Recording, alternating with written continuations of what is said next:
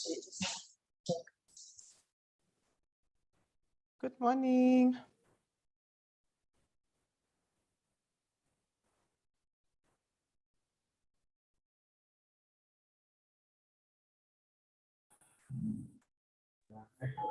Good morning, everyone.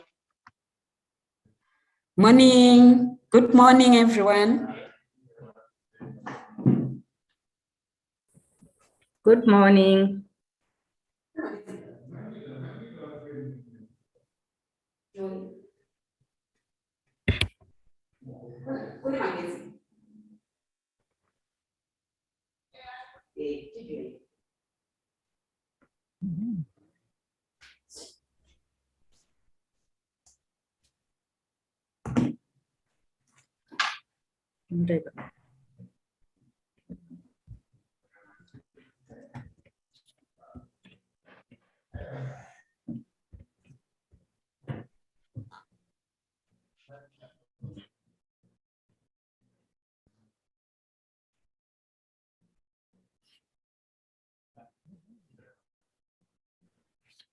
Ende connection iri kutomboita zvayo zvinhu.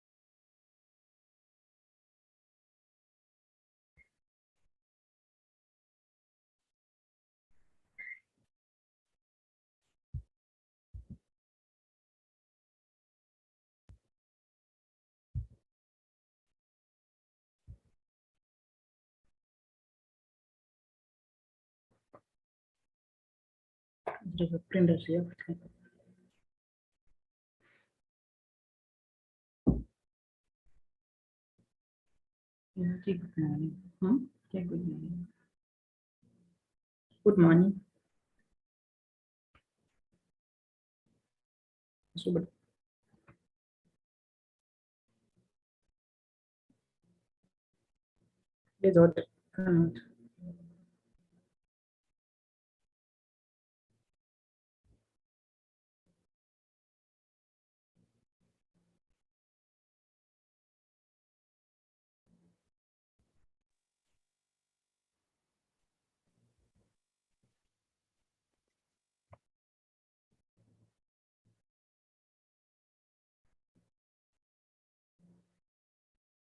There's needed, but not just cutting the presentation.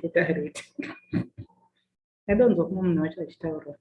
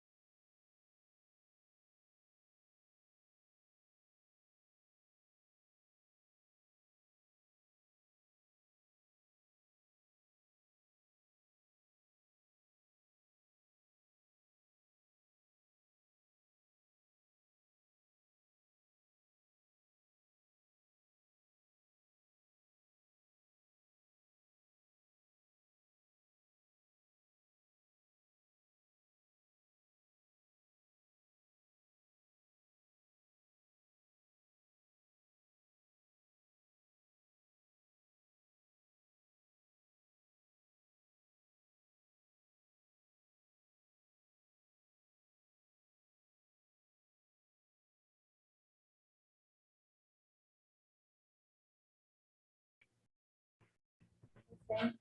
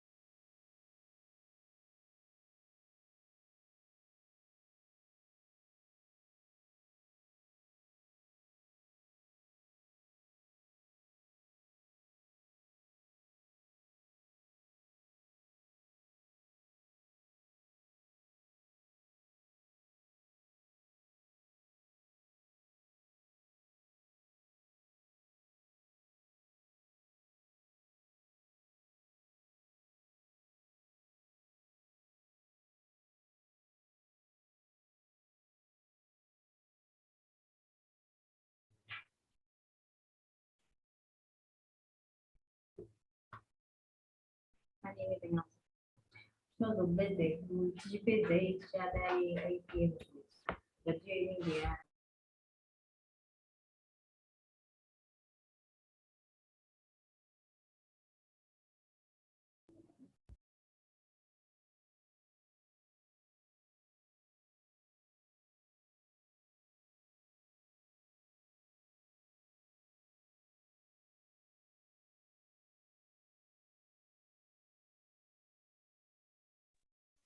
Good morning, everyone. I trust that I find you well today. My name is Dr. Jennifer Nzonzo. I'm your Director of Ceremonies today. We will commence shortly. We're just going to give around 4 minutes for people to join. So in about 4 minutes, we'll be starting the proceedings for today. Thank you.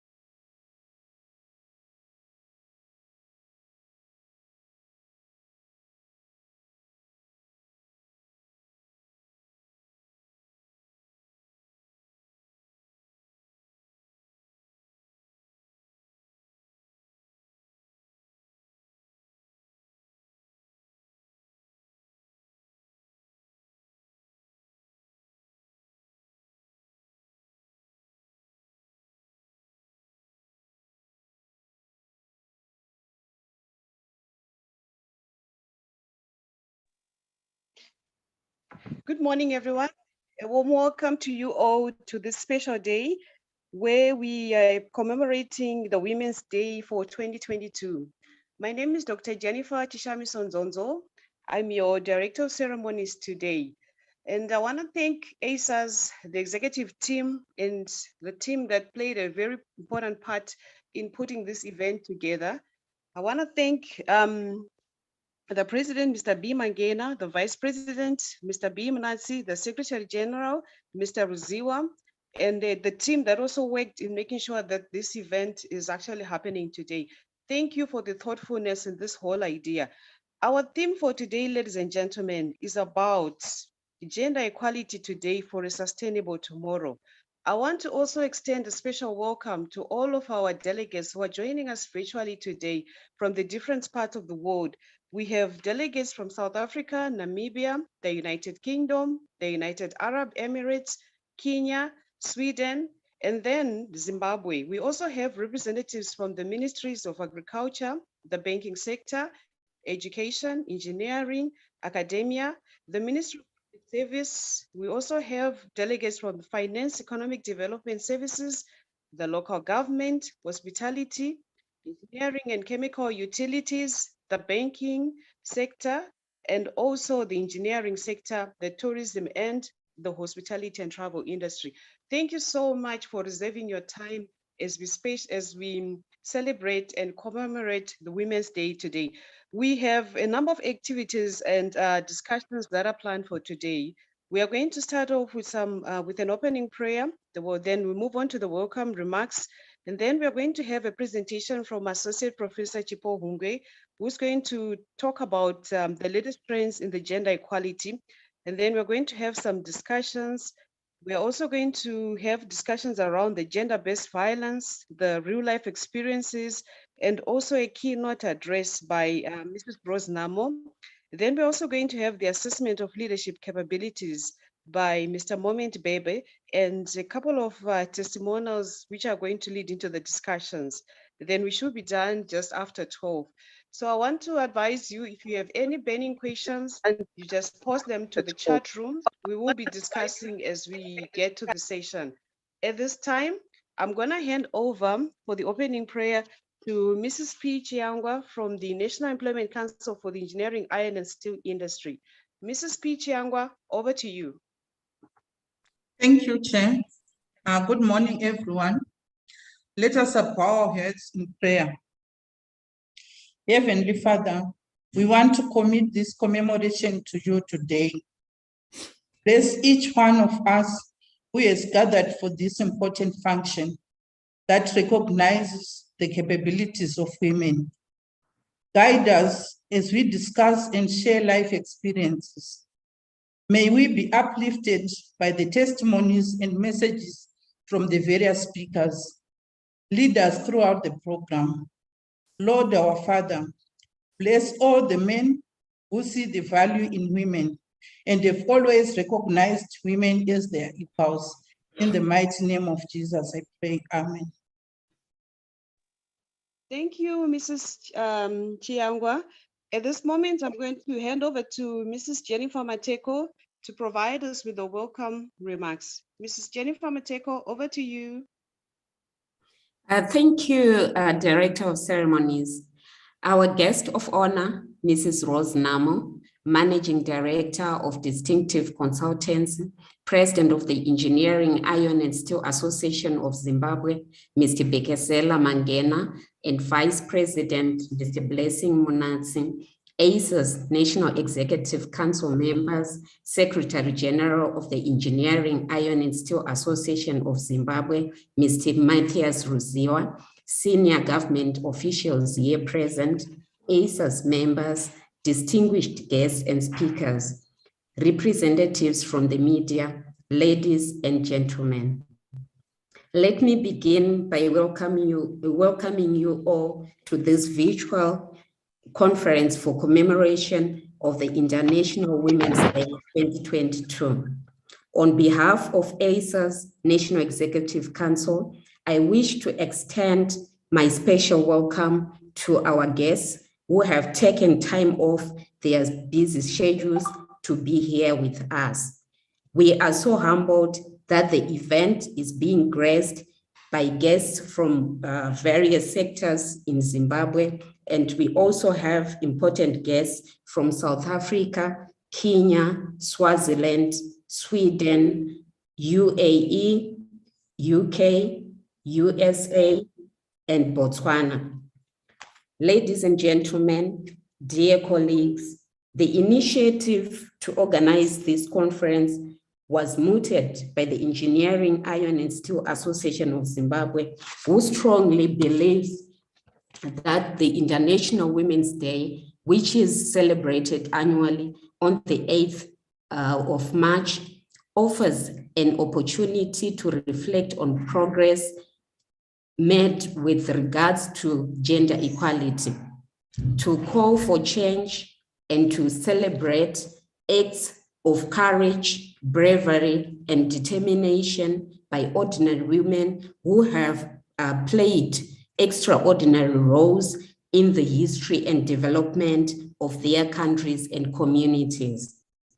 The Engineering, Iron and Steel Association of Zimbabwe salute other organizations within Zimbabwe and across the globe who have chosen to contribute and lead the change on climate change, adaptation, mitigation, and respond to building a more sustainable future for all under the theme Gender Equality Today for a Sustainable Tomorrow. This day has been celebrated for over 100 years now in different countries, and in 1975, the United Nations officially marked it as International Women's Day. Distinguished participants, this year's theme advances gender equality in the context of climate crisis and disaster reduction in the 21st century. The theme highlights that girls and women are effective and powerful leaders and change makers for climate adaptation and mitigation, being involved in sustainability initiatives around the globe.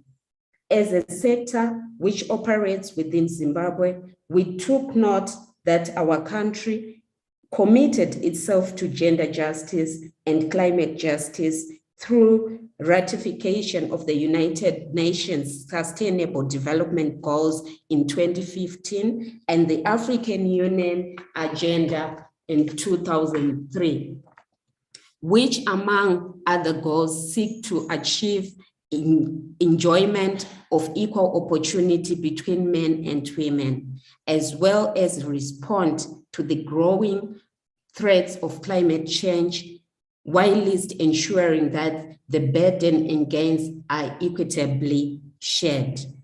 Ladies and gentlemen, most women face aggravated challenges due to lack of comprehensive, gender-responsive budgeting that addresses basic needs of climate change.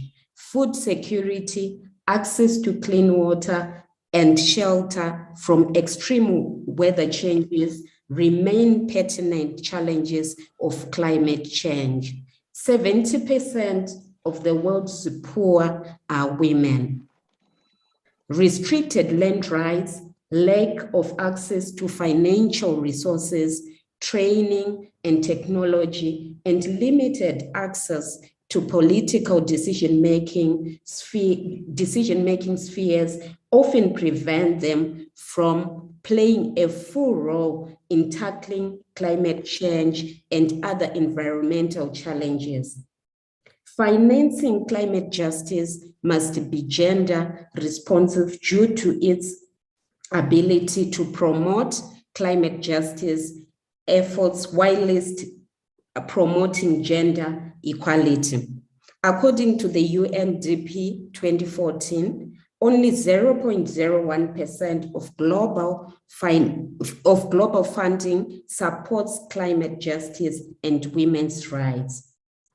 The Engineering, Iron and Steel Association of Zimbabwe perceives that gender-responsive financing for climate justice ensures that the needs of both men and women are equitably addressed and efficiency can be derived from ensuring that clear policies, monitoring, and reporting mechanisms are in place so as to track the efficiency of the financing strategies. Distinguished guests, ladies and gentlemen, our speakers for today's program are uniquely placed to speak on gender equality for a sustainable tomorrow. Especially interesting will be an analysis of latest trends and gender equality, gender-based violence, and its impact on women's careers, including real-life situations of gender-based violence, and an assessment of leadership capabilities between men and women. We will also hear testimonies of women who have faced challenges and how they have traveled the road to become successful women from their respective organizations or communities. I am very glad we found a selection of them prepared to speak to you about these important issues today. Well, I don't want to take too much of your time. A very warm welcome to each and every one of you once again. We have slotted ample time for discussions by participants after presentation by respective speakers. Please also feel free to use the Zoom chat platform if you have any questions or comments.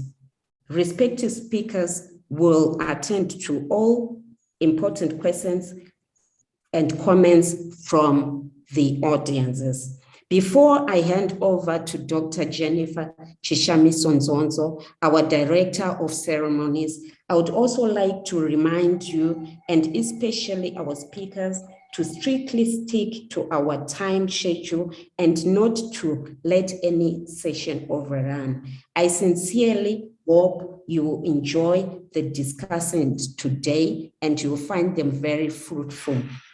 Thank you for your participation. Over to you, Director of Ceremonies. Thank you. Thank you, Jennifer, for the welcome remarks. Much appreciated indeed. Ladies and gentlemen, distinguished guests, we are now going to move on to our first speaker of the day. Our first speaker of the day is Associate Professor and Dr. Chipo Hungwe, who is going to talk about who's the Executive Dean of the Faculty of Social Sciences at the Midland State Universities. She's going to provide an analysis of latest trends on gender equality.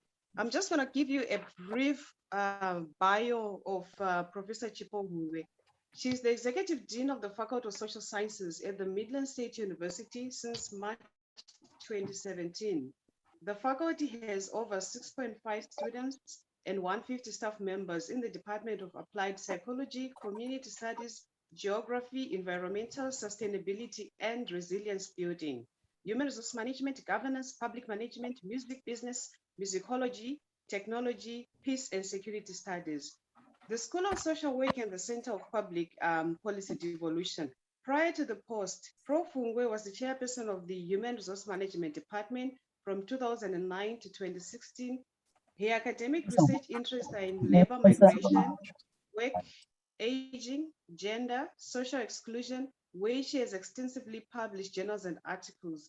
She supervises and examines master's and PhD theses in human resource management. She's a reviewer of numerous journals such as the African Journal of AIDS Research, Anthropology Southern Africa, Botswana Notes Record Journal, Canadian Journal of African Studies, International Journal of Human Resource Management, Journal of Migration and Integration, among others.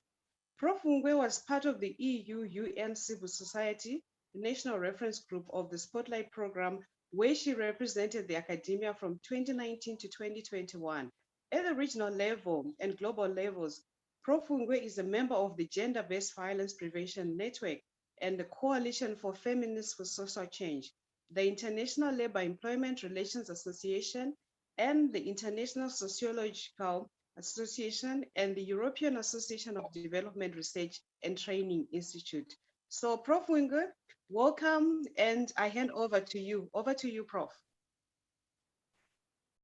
Thank you very much, Dr. Nzonzo. Good morning, colleagues. I hope everyone can hear me. If you can just confirm, I will start sharing my screen. We can hear yes, you, Prof. Loud thank and clear. you. Thank Sure. you. So I will stick to the time. I have been given 25 minutes, and I hope I will be able to do just that. Sharing my screen. Can someone confirm whether they can see it? Yes, Confirmed. Prof.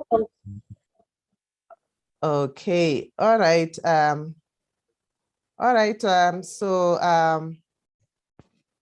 I've entitled my topic Women's Quest for Gender Equality, Trends globally and nationally. What are the challenges and the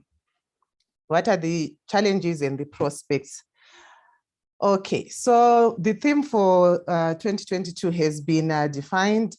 We are looking at gender equality today for a sustainable tomorrow, and trying to find out how we can break the bias.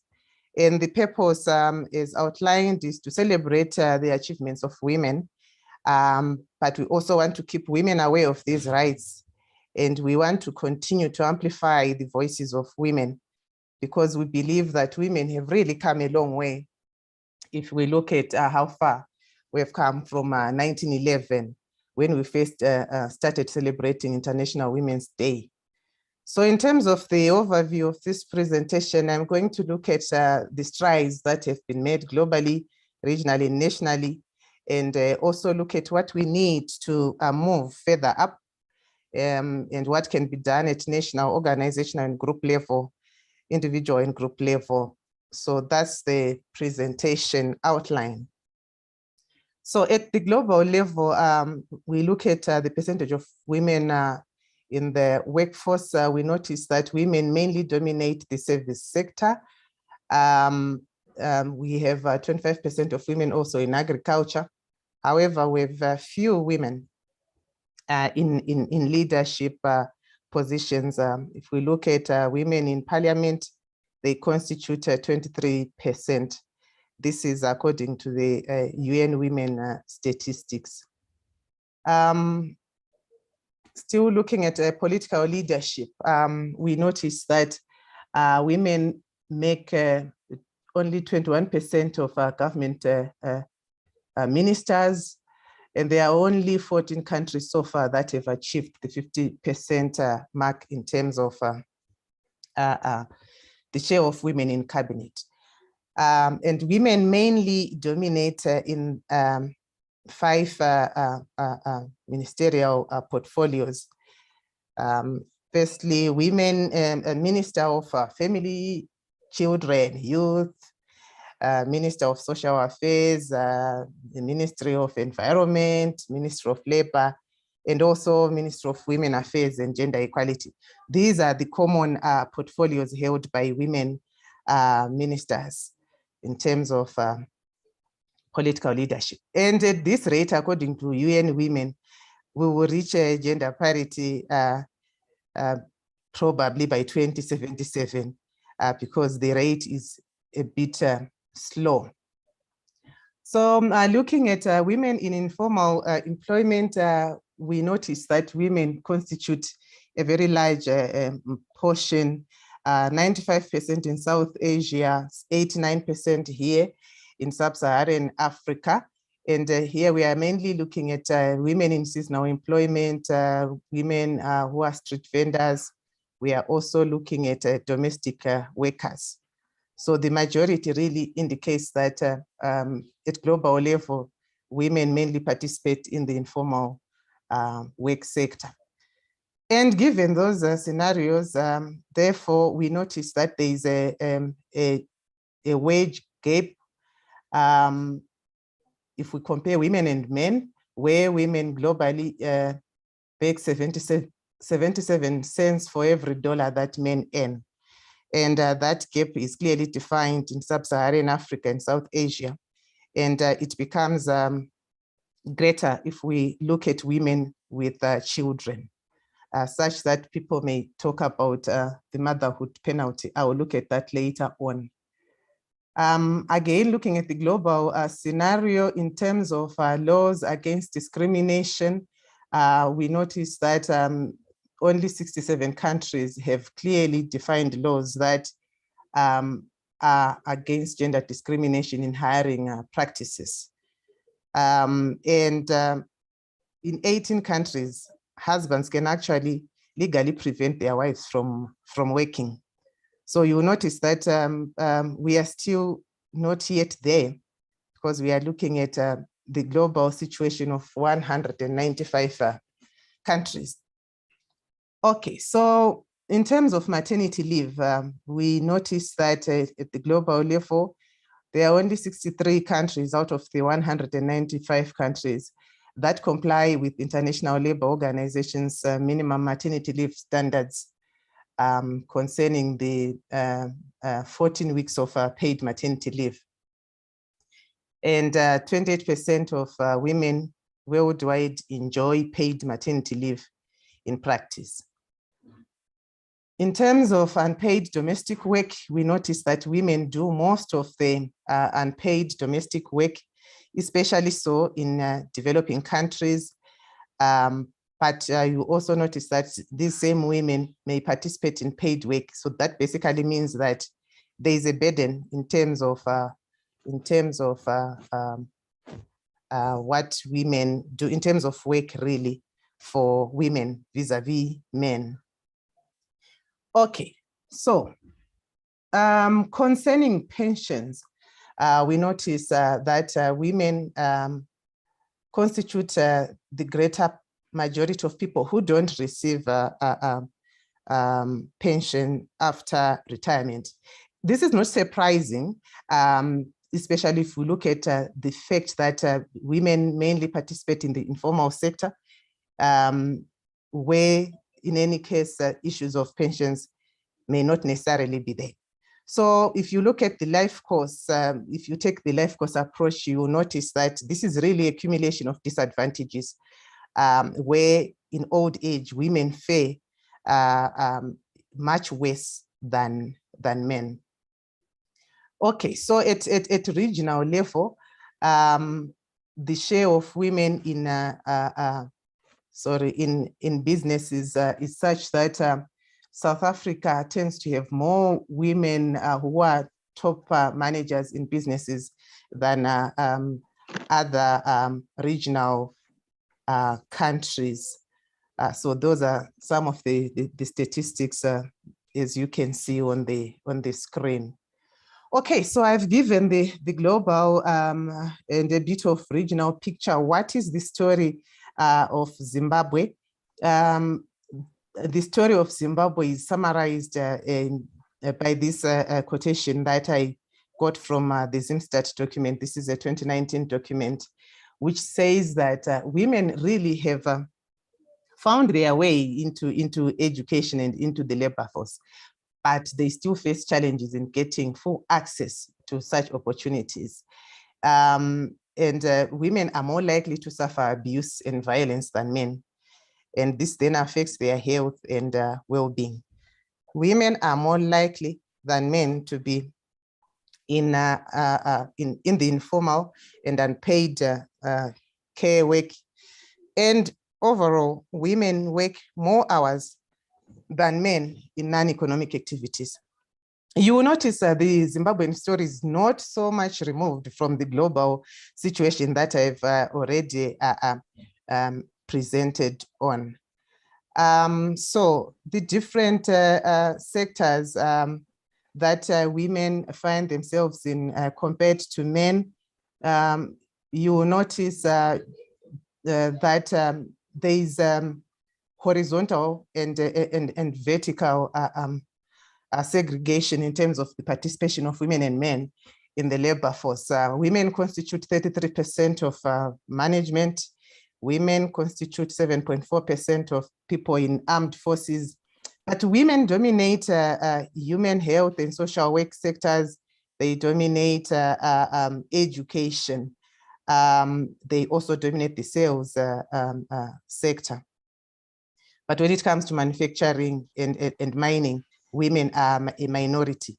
So that is the segregation vertically and horizontally.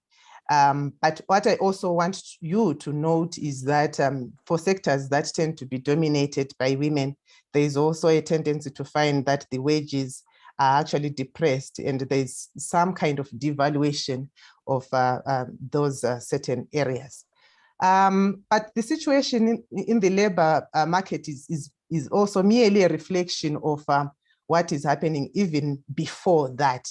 If we look at the training and the kinds of areas that women and men find themselves in, you will notice again a tendency to dominate in certain areas. Secretarial work, 100% women who are being trained in those areas.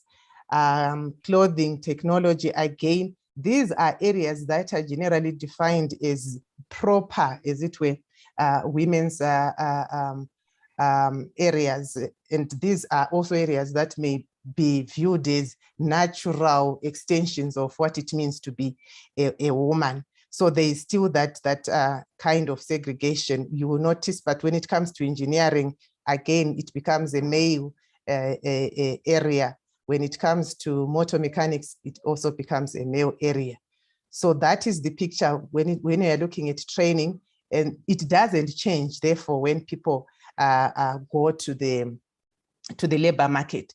So, but in terms of how far Zimbabwe has gone in terms of providing the national, the framework for women to participate according to women law and business. It looks like Zimbabwe has fared much better. They actually give Zimbabwe a score of 86 to 87% in terms of removing some of the barriers for participation of women. If you look at areas such as pensions, such as assets, such as parenthood, marriages, etc. So the framework, the legal framework is really much better. Although for me, I would say that we still need to do more. We are providing maternity leave, but what do we want to say about paternity leave also and parental leave in general? Because these are some of the issues that create burdens for women. Okay, so the challenges so far that women face globally and nationally have to do with underrepresentation in senior management. They have to do with what I will call tokenism, where in certain situations, women may not really have real power to make decisions. There's also what I would refer to as the giraffe snake, where you will notice that the highest placed women in a particular organization is very far removed from the next woman in the lower levels. So that it basically means that those women who are higher up there really are lonely. They have difficulties interacting with those that are lower down the ladder. The challenges also, as indicated, have to do with the occupational segregation, which leads to the gender pay gap, but they also have to do with issues of work-life balance. Sexual harassment is also another big challenge. So basically, those are some of the challenges that women have faced so far and that they continue to face. That is a picture of what some women think working from home, especially now with the COVID-19, where they feel overburdened in terms of taking care of children, taking care of even the men. Okay, so I also thought that we could talk about how we can move further up, or what is it that can be done so that women can move from where they are currently. At national level, I think that we still need to do more to ratify and domesticate UN conventions, such as the Convention on Violence and Harassment. I also think that we still need to do more to remove statistical discrimination and job segregation through clear and fair hiring and job assignment activities, through parental leave. Here I'm making reference to both maternity and paternity leave, because as long as we don't have paternity leave and we only have maternity leave, we are basically telling the world that it is the woman's business to look after the child. And that makes it then difficult to balance the work issues and the life issues. I still think that there is need to mainstream gender and to engage in gender audits even at organizational level.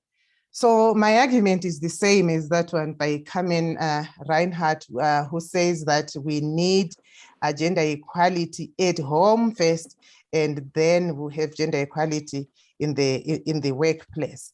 And also we need to entrench a culture of equality even within the workplace. You appreciate that culture is really found at different levels. We can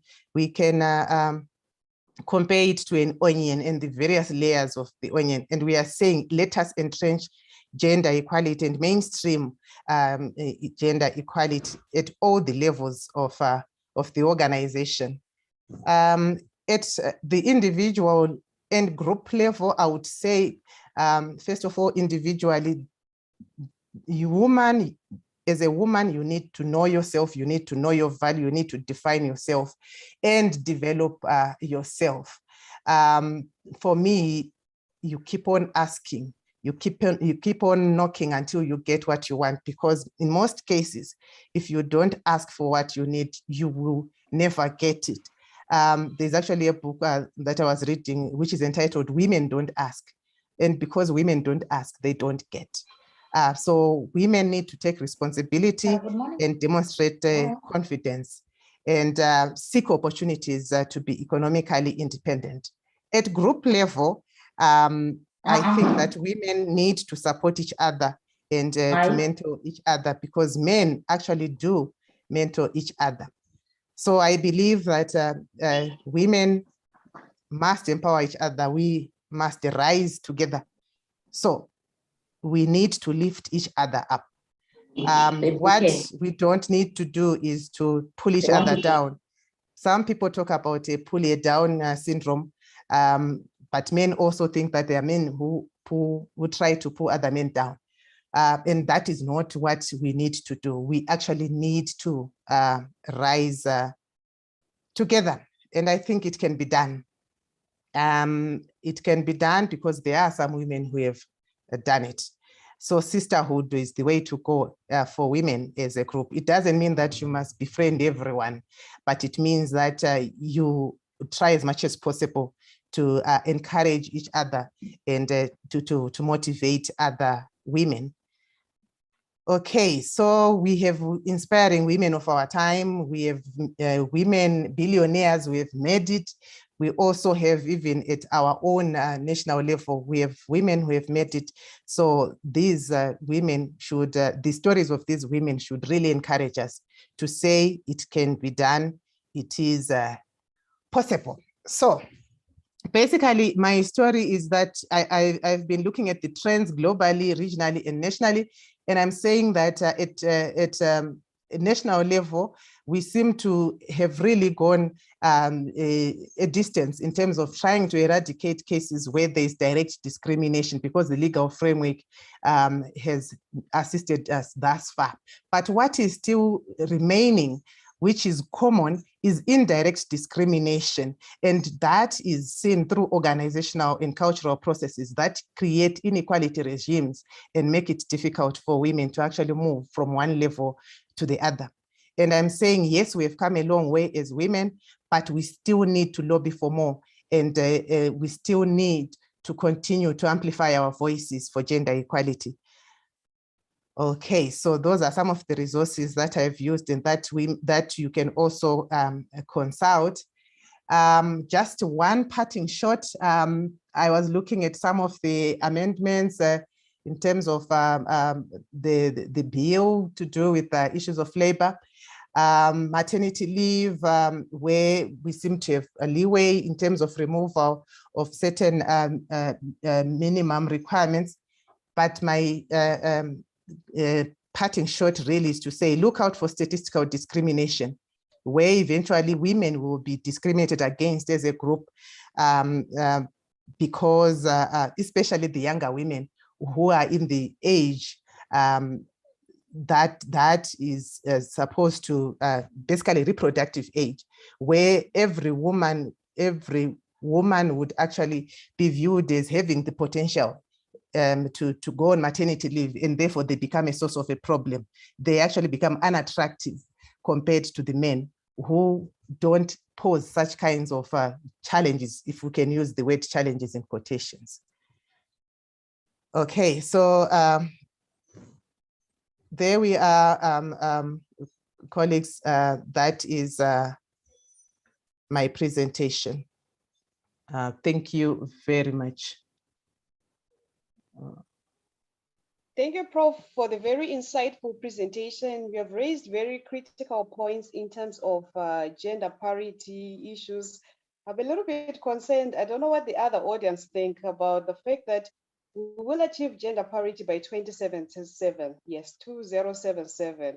And I was just thinking outside the box, like I'm just adding on to my age that, woo, we're going to be a little bit elderly here, but I don't know what the audience thinks about that. What can we do to achieve this gender parity?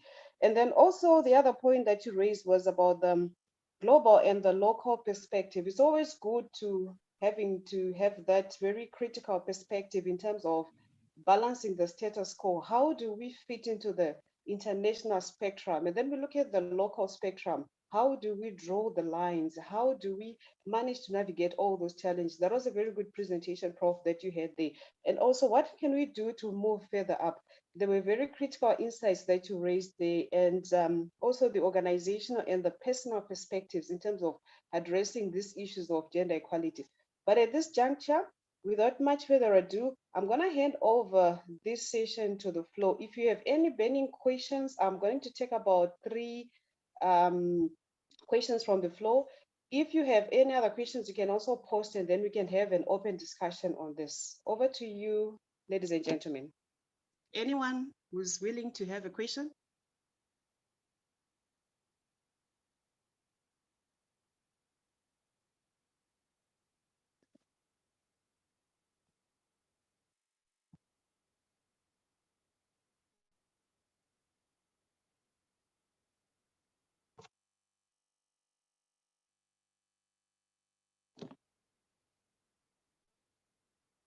Ladies and gentlemen, any burning questions? Oh, thank you, Chipo.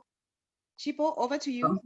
Okay, thank you, Dr. Hungwe, for the presentation.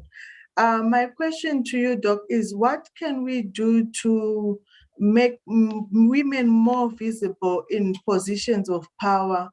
I am particularly concerned that women are more involved in positions which are not influencing policy.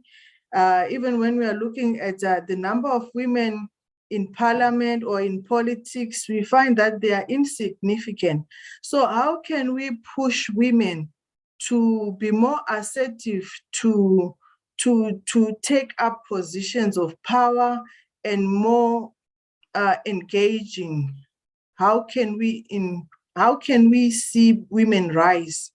I think we have a mammoth task because of the background that you have highlighted, patriarchy and so forth. But how then can we move forward despite the myriad of challenges you have highlighted? Thank you, and over. Thank you, Chipo. It goes back to what I referred to really as the life course, because we must look at at life from when it starts. We don't want to look at women and start complaining about the position of women when we look at them at the workplace, and we are asking questions like, so why are they not up there, or why are they not in politics? Let's start with the culture itself, the upbringing, the socialization. And so the norms themselves must change at that level. What are we teaching our children? What are we teaching our girls and boys? Because if we don't start from there, it should not really surprise us when we see what we are seeing when people get older. So we start from socialization, and we change the norms of socialization at the very, very tender age, at home. Then we go to the primary schools, we go to the secondary schools, we go to universities and higher up, because everything really must change. That's why I was referring to, the various layers of culture. And these are the various layers also of inequality that we notice within society. But also it, as I said, has to do with making a decision at the individual level to say, I'm going to do it, I can do it. So believing in yourself. But also we need, as I said, the proper and conducive framework and environment for people to thrive. So it really must happen at different levels. At the individual level, there's need to have a change in terms of the mindset itself. At societal and cultural level, we also need to remove the barriers, as it were, that make it difficult for women to navigate. Thank you. Thank you, Prof, for the very insightful perspective on that, and also the application of the multi-perspective in terms of addressing the issue of gender. I'm going to move on to another question from Chieza. Chieza, over to you. Morning all.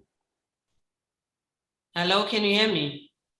Loud and clear, Chieza. Thank you. Okay, thank you so much. Mine is not a question, but I also wanted to add on in supporting really what Dr. Ungwe has just said, that it starts with us. This is why we are making a plea and standing up as women to vote for our position, trying to break the bias. Because when we grew up, patriarchy have always been the lead that made us to be in the position where we are, where we don't find dominating women in those higher position or in the political position.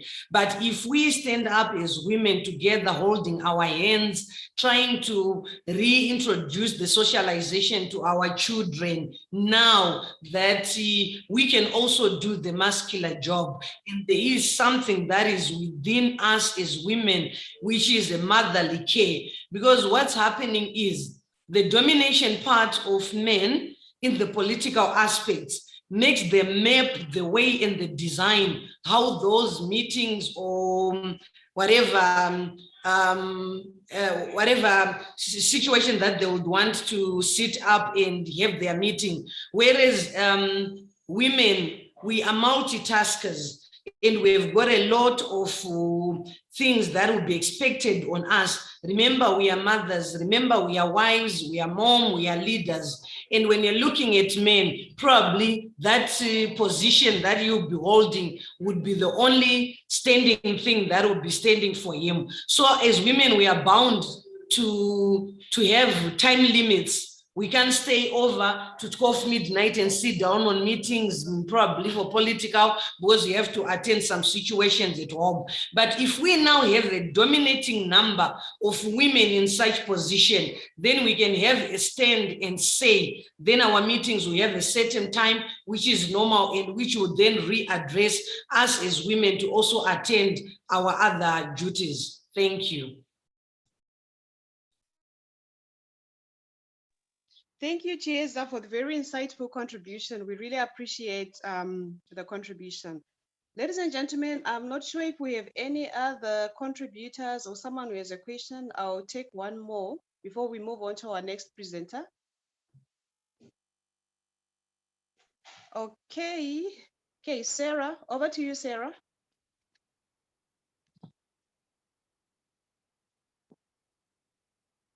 Sarah, the floor is yours. Okay, thank you very much, Prof, for the beautiful presentation. Mine is probably a question or slash a contribution from the response that we got from the first question from Chipo. What then do we say about our systems, like what Prof has mentioned, that it has to start from grassroots? What then do we say about other systems that, if I would say, formal systems, for example, for you as a lady to do a certain program or to do a certain career path, you need, I will give an example of educational qualification. You need 12 points, but if you're a man, you need 14 points. Is that correct? And does it not necessarily give us as women to say we can perform less than men and get away with it? Does it not give us less targets as individuals? Does it not also make us sort of accept that we are different and we are less than men? Are those things not contributing to such things that we are currently we then experience even later in our lives or in our careers or in everything that we want to do?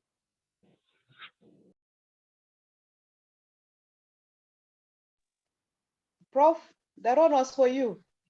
Okay, yes, thank you. And thank you, Sarah. I think we need to put certain things in context. When we, for example, when we say that for one to get into to study a particular program, law, For example, 15 points for males and then 13 points for females. It's not saying that women cannot do it. It's actually part of the affirmative action. It's part of trying to redress the gender imbalances. It is a strategy that we have taken at national level and even at organizational level as universities to say we recognize the multiple roles that women take. We recognize the barriers and the hindrances that women, the obstacles that women face. So it's a deliberate process of trying then to redress the imbalances and trying to ensure that women get into those spaces that they previously had no access to. So it in no way does not reflect that women are weak. It actually is a way of acknowledging the various things that really have been making it difficult for women to get there. So it should not be viewed as a source of weakness because we are trying to level the playing field. And therefore, women should not perceive that as or interpret that to say that women are actually being viewed as less than men. These are some of the strategies, and that's why I was talking about the legal framework. These are some of the strategies of trying to level the ground, to say that, to remove the barriers that we've been talking about. So they actually should be viewed positively because this is part of positive discrimination. I hope I've answered you, Sarah. Yes, it's very clear. But I think maybe it's also important that when such, like you have indicated, that positive discrimination, there is a reason why we are doing that, and there is a reason why we want to create interest in a certain maybe career path. But I think it's also important that through other platforms or where every time where it's possible, it's properly explained, because you would realize that people would tell you that, if not people, the girls would tell you, I know me, if I get 12 points, I'm okay because I'm a lady, which then it does not give us the energy that we really want to push and get to those spaces. Because already I have told myself that this, even if, which person basically means that person is capable of doing better than that, but knows that I don't necessarily need to even get there. So I think it's also important for people to understand, like you mentioned, at a certain level or at a certain age or at a certain maybe workshop or orientation or anything else, that people understand, or as part of maybe even those application forms, that someone would understand why exactly such things are being done, because people end up taking advantage of that and commenting based on which you feel like this person is capable, but just feels it's enough for me to get where I want. But I hear you. I hear you. Thank you, Sarah and Prof, for the insightful contributions that you have provided to us. We will continue this discussion at another platform. Eisaz, so sure this calls for another platform to discuss such aspects. Anyway, ladies and gentlemen, without much further ado, I'm going to move on to our next presenter for the day. Our next presenter is Regina Rufaro Mutindindi, who's going to talk about gender-based violence and its impact on women's careers. Regina Mufaro is a reliable commercial lawyer with an avid proclivity for labor and succession law. She's the holder of an LLB honors degree from the University of Zimbabwe, where she graduated in October 2010. She joined and acquired valuable experience from Chirimuta and Associates immediately after graduation, and later joined Matsikidze and Mcheche Commercial Labor Law Chambers from 2011 to 2019. In 2019, she joined Caleb Mcheche and Partners Law Chambers, where she has been instrumental as the managing partner responsible for spearheading the firm's vision to be the preferred legal partner regionally and internationally. She's currently pursuing studies to attain a postgraduate diploma in applied corporate governance and strategic leadership with Midland State University. Regina, over to you. The floor is yours. Thank you so much, Madam Moderator. I hope you can hear me clearly. Loud and clear. Oh, okay, thank you. I would like to thank the previous speaker for an insightful presentation. And I've learned a lot from the statistics that were being provided. My topic really is about gender-based violence and its impact on women's careers. So in dealing with that topic, I'll start by defining what is gender-based violence.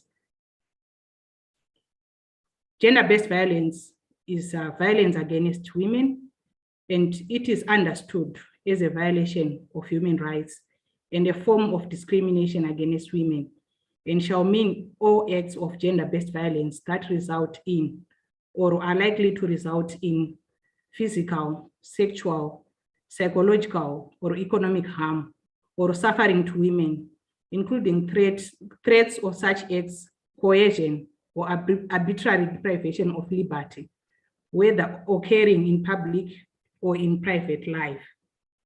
And also the United Nations Office of the High Commissioner of Human Rights Committee on the Elimination of Discrimination against Women defines it as violence that is directed against a woman because she's a woman, or that affects women disproportionately.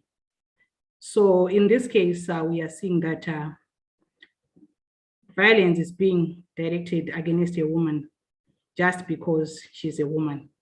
And that is the reason why Eisaz has provided this platform so that we can have a discussion and so that we can learn and so that we can advocate as women to ensure that there's no gender-based violence that is being perpetrated against women, and also that we'll be able to stand up as women and ensure that we are not being discriminated against, and also that we are not being subjected to any gender-based violence simply because we are women.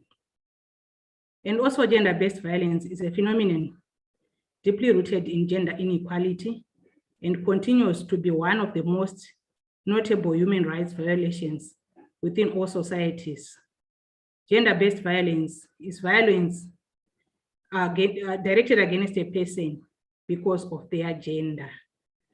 And we also know that both women and men experience gender-based violence, but the majority of the victims are women and girls. And that is the reason why we now have the International Women's Month, so that we also deal with these issues as women, and also see how best we can tackle this issue and ensure that as women we are protected, and as women we are receiving fair treatment in the workplace. And we also note that from the research that I've done, there is no single universal agreed definition of gender-based violence. And gender-based violence can be any act of violence that results in or is likely to result in physical, sexual, or psychological harm or suffering to women or girls. And it is also important to know that gender-based violence at work, whether occurring at the actual workplace or on the way to or from work, can take multiple forms.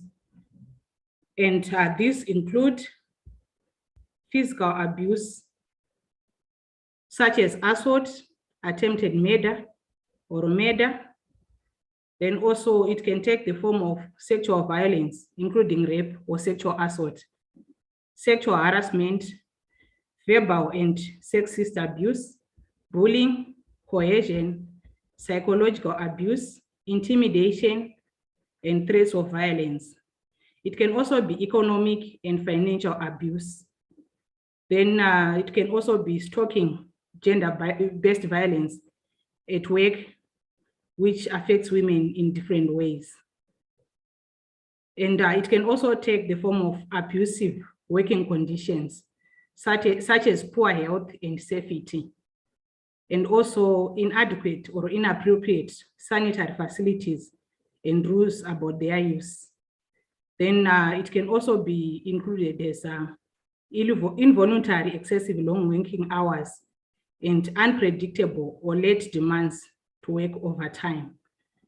And it is also important to note that a woman might lose a job for challenging a violent colleague, or she might lose a job due to being absent from work because of gender-based violence. And she might also be less able to concentrate or work productively. And a pay, position, and job security may be threatened as a result. A woman might put up with violent behavior out of desperation to keep a job. And in worst cases, gender-based violence at work can contribute to the death of a worker herself or to the unborn child of the worker. The risk of exposure to violence is often greater in jobs and sectors where work is informal or precarious, where wages are low, where workers are stopped from joining or forming trade unions, and where management accountability is low. Segregation in jobs or occupations which are mainly female or mainly male also often increases the risk of exposure to gender-based violence, whether from colleagues or from members of the public.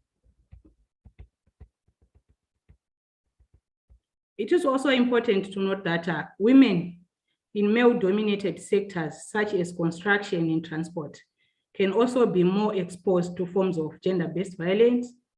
And in addition to gender-based violence that happens at work, domestic violence can also spill over into the workplace. For example, through prolonged or frequent absenteeism, poor concentration and productivity, or even through being stalked at work by a violent partner.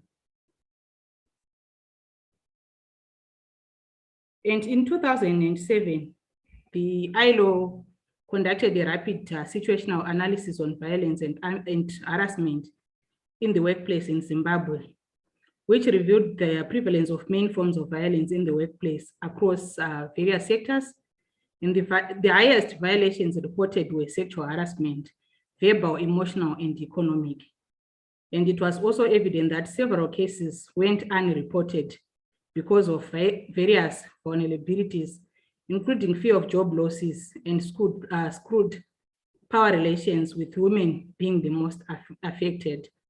In this case, we see that there's a challenge that we are having, that women are being subjected to gender-based violence, but most of the cases are going unreported just because the woman wants to ensure that she keeps her job and she just keeps quiet, yet violence is being perpetrated against her.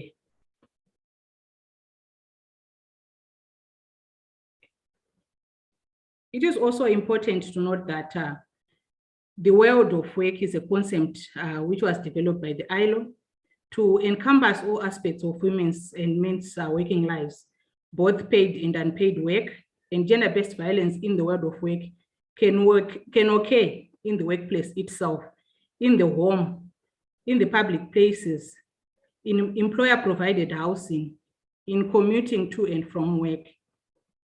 And also the concept of the world of work also encompasses informal work, such as selling products in the streets or artisanal production or piecework in the home.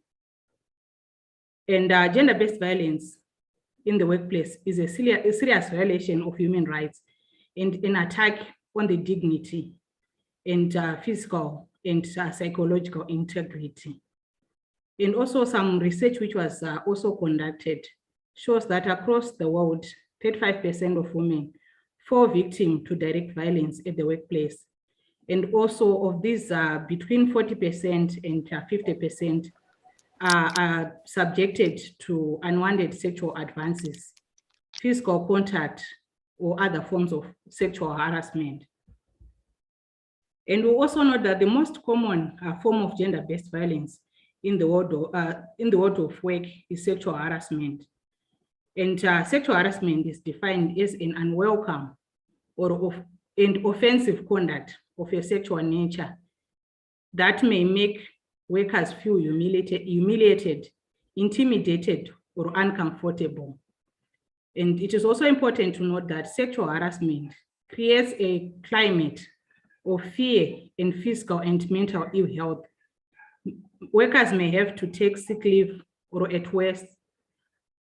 worst, are forced to leave their jobs.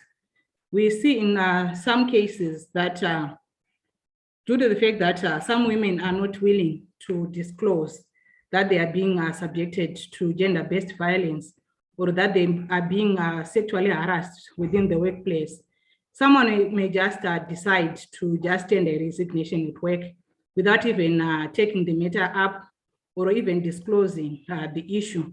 Because we also note that in some instances, the women that are being subjected to this gender-based violence might also be married women, for example. And in that particular case, I've noted that especially married women, most of the times, they are not willing to disclose that they are being subjected to any gender-based violence, due to the fact that in most cases, they would feel that maybe their partner would also draw some negative inferences from that conduct, and maybe say that what is it that you had done that also caused that male counterpart to also subject you to that sexual harassment. And it is also important to know that according to the ILO, there are two kinds of sexual harassment in the workplace, which is, the first one is that there's demand for something in return for sexual favors. And also there's also a situation where a hostile environment is created within the workplace. And also sexual harassment can take different forms, which are physical harassment, unwelcome touching, fondling, hugging, or kissing. Then you can also take verbal harassment, which is sexually suggestive, offensive, then comments or jokes, inappropriate invitations to go out on dates, then offensive questions about private life, intrusive, offensive comments about a woman's physical appearance. We note in most circumstances that in most workspaces, women are being subjected to gender-based violence through some male counterparts passing nasty comments about a woman's physical appearance, which would amount to sexual harassment. But sometimes you would find out that a woman would just laugh about it in some instances and never pursue that matter.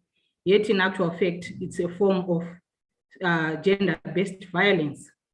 Then also sexual harassment can take a form of non-verbal harassment, which is inappropriate, intimidating, staring, receiving or being shown offensive, sexually explicit pictures, photos or gifts, indecent exposure, being made to watch or look at pornographic material against one's wishes. We would not expect such a scenario to happen at the workplace, but research has shown that we also see that there are instances where our male counterparts can also use non-verbal harassment by like sending pornographic material on your phone, and at the same time, you are at the workplace and you're supposed to execute your duties, and that also will affect you, and that is a form of gender-based violence. And also the other form of sexual harassment is cyber harassment, which is receiving unwanted, offensive, sexually explicit emails or SMS messages, inappropriate, offensive advances in social networking websites or internet chat rooms. We also note that sexual harassment is overwhelmingly a problem of women workers. It has nothing to do with normal interaction between the sexes. It denotes scorn on another person and is used to establish or prove power over others. Sexual harassment produces feelings of violation, disgust, anger, and powerlessness. Good managers know that it is in the long-term interest of the enterprise to ensure that their employees are treated with respect. While effective legal remedies are necessary, it is also important to ensure that the problem ceases, or better still, never starts.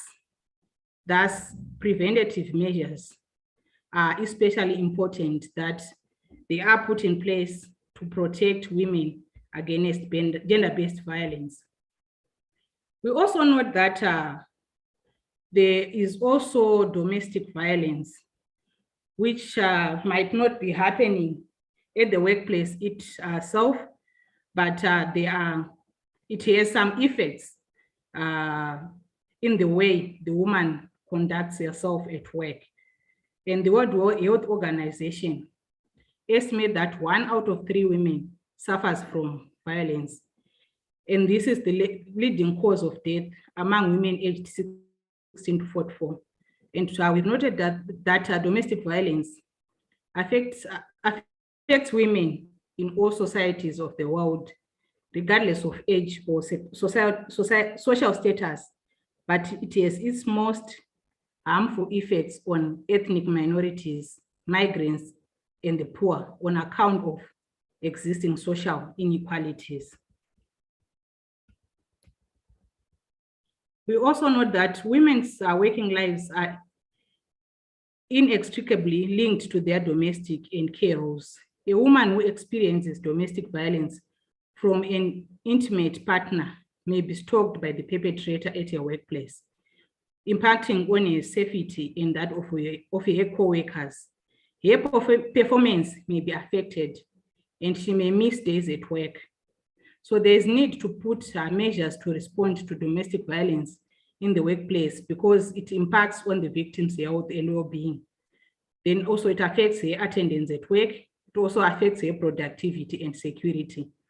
In particular, women who suffer from domestic violence may be harassed by the husband or partner at work, which also raises safety issues for themselves and their colleagues. It is also important to note that workplace sexual harassment and violence have a significant impact on women's physical and mental health, undermining their well-being and confidence and resulting in a working environment based on fear. In the worst cases, rape or sexual violence in the workplace, in dormitories attached to the workplace and in travel to and from workplace also poses risks for women contracting HIV or AIDS or other sexually transmitted diseases. Gender-based violence also has cost to employers, whether it takes place in the workplace, in the public places, or in the home.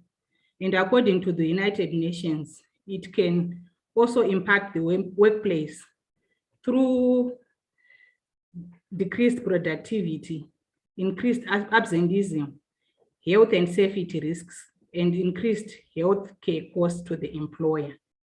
Increasingly, sexual harassment and violence are considered as important occupational safety and health issues. Sexual harassment can include restrictions on the use of the toilet during working hours, because I've noted that there are some industries where the employees will be busy and they'll also be advised not to go to the toilet frequently. And women's lack of power often makes it difficult to negotiate safe sex and refuse unwanted sex. When women and girls lack power in the workplace, or if their accommodation is tied to their employment, they face greater risks of sexual harassment and violence, including rape. Young women are particularly vulnerable to be coerced to sex and are increasingly infected with HIV and AIDS. And there's a research that was conducted which shows that over half of new HIV infections worldwide occur among young people between the age of 15 to 24. and more than 60% of HIV positive youths in this age bracket are female. The vulnerability of women and girls to HIV remains particularly high in sub-Saharan Africa, which accounts for 80% of all women living with HIV in the world. I've also noted that violence affects family planning and safe sex practices, and it limits a woman's power to have safe sexual practices that protects them from pregnancy and sexually transmitted infections, including HIV. Violence is not only a risk factor for HIV, but also a consequence of status disclosure. Informed choices are jeopardized because women are unlikely to disclose their status due to fear of violence. Young women and those who are forced to have sexual intercourse are more vulnerable to HIV infections. Then we also note that violence adversely affects mental health. I've noted that women who experience violence are far more likely to delay seeking prenatal care and also delay seeking postnatal care, gain insufficient weight, and bleed during pregnancy.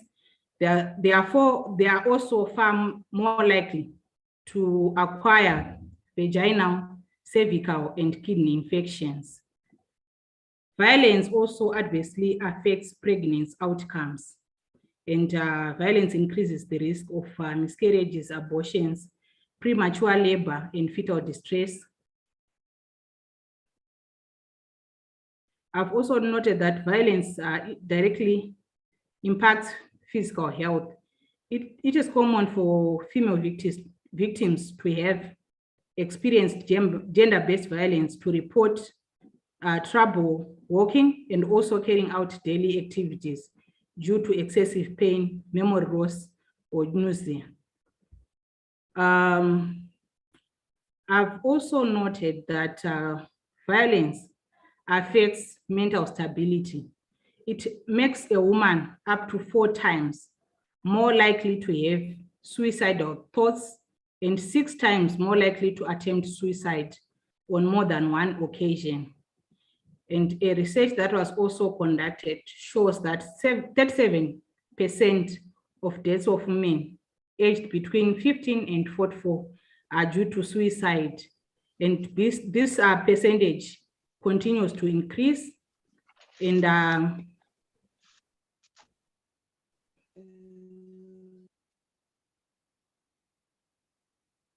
Regina, apologies for hello? intervening.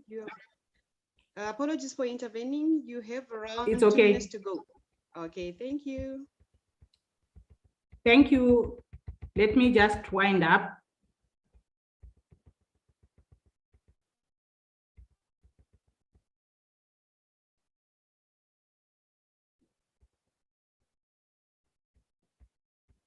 Okay, we can then conclude the discussion. I note that we are now behind time.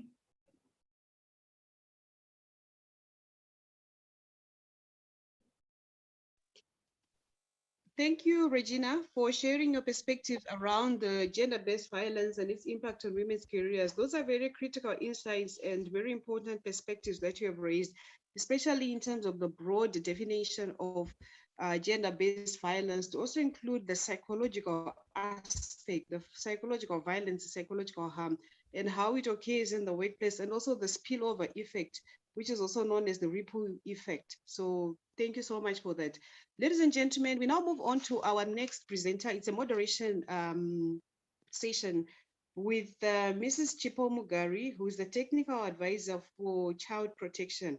She's going to moderate a session on the real life experience of a case study on gender-based violence. Prior to that, let me just give you a brief biography of Mrs. Chipo Mugari. Chipo is a child protection and gender expert who has over 16 years experience working with vulnerable women and children in different capacities. She has experience in research, justice for children, gender violence, program management, system strengthening, and capacity building. Chipo is currently employed by ZACH as a technical advisor for child protection and safeguarding. She has previously coordinated rape response in Zimbabwe in her capacity as a National Victim-Friendly Systems Coordinator. She is a holder of a Master of Science degree in Child and Family Studies and a Bachelor of Honors degree in Social Work. Chipo, over to you.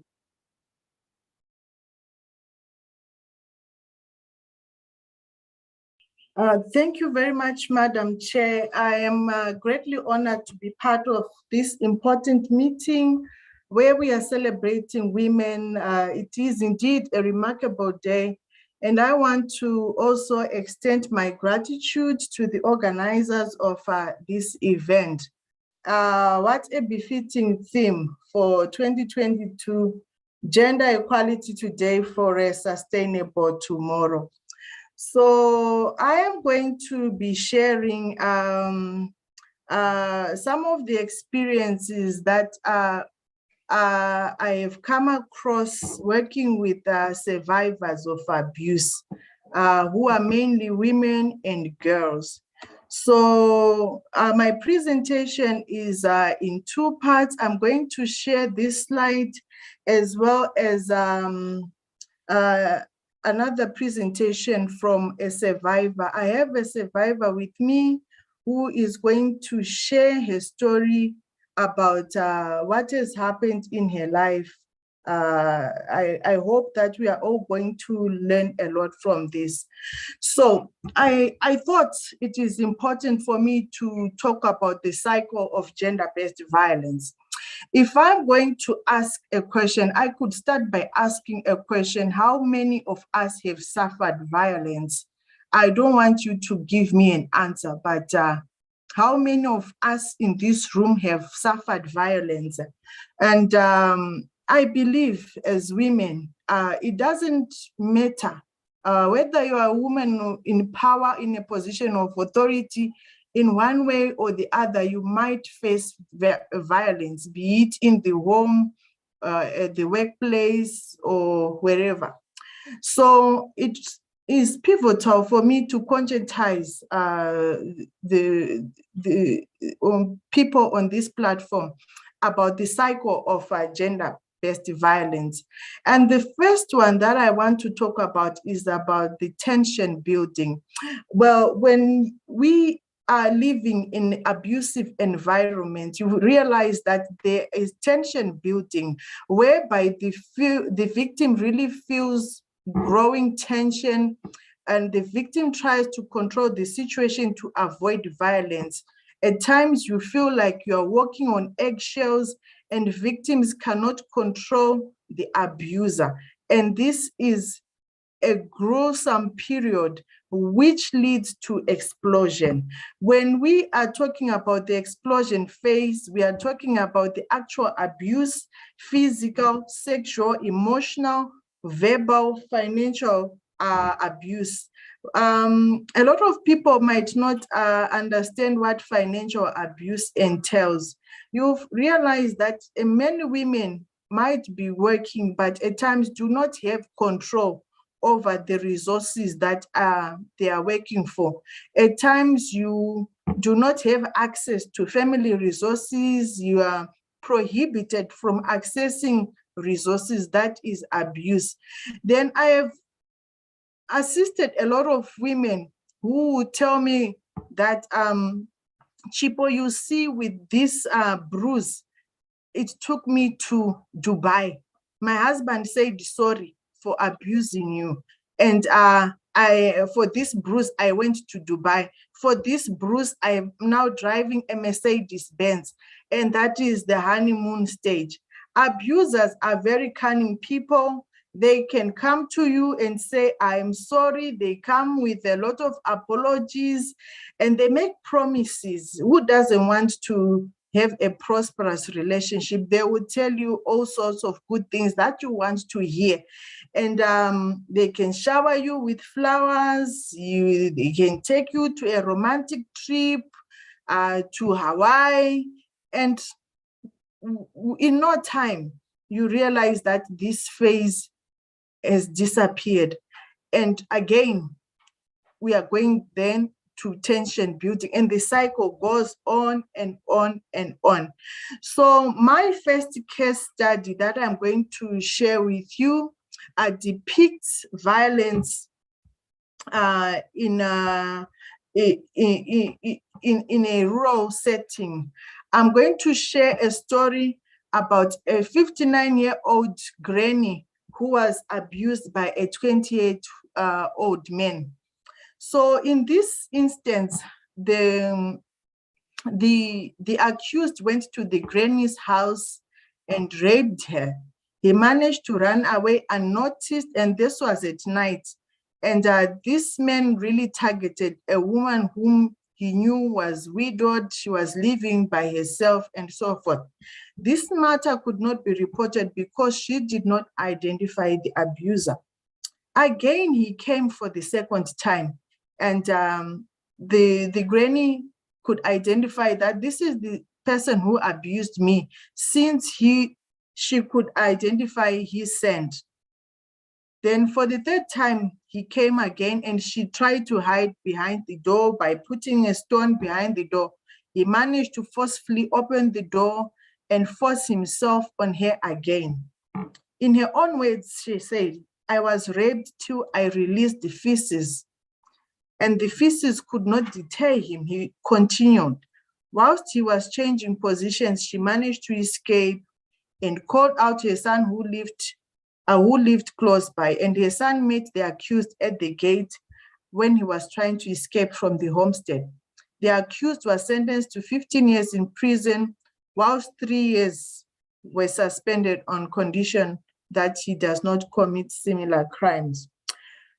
So women usually go through a lot of challenges when they are trying to deal with the gender-based violence, and it affects them in different ways. When we are looking at our justice delivery sector, we find that women face challenges pre-trial, during trial, and post-trial. So some of the issues that survivors go through, they go through physical and psychological trauma.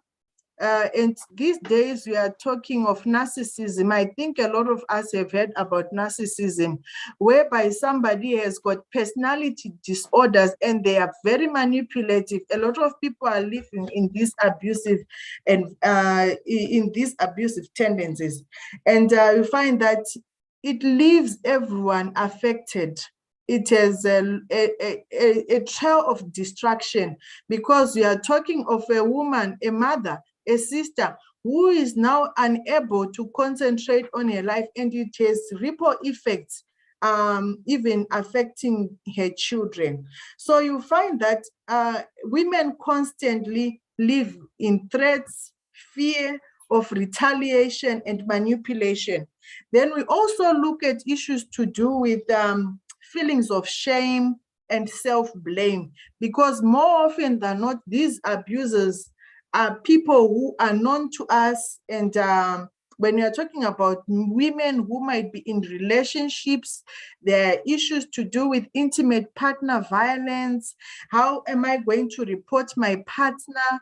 And some of these issues are very, very intimate, that I know Dr. Professor has alluded to this earlier on, to say we need to deal with the norms. We have to change the norms. We have to change the narrative, the socialization, because the socialization is that we do not talk about sexuality issues, which then is affecting this woman who cannot come up in the open and talk about issues affecting her.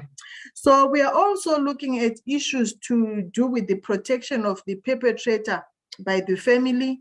If the abuser is a family member, they are protected. The times when you are told you cannot get your husband arrested, and so forth.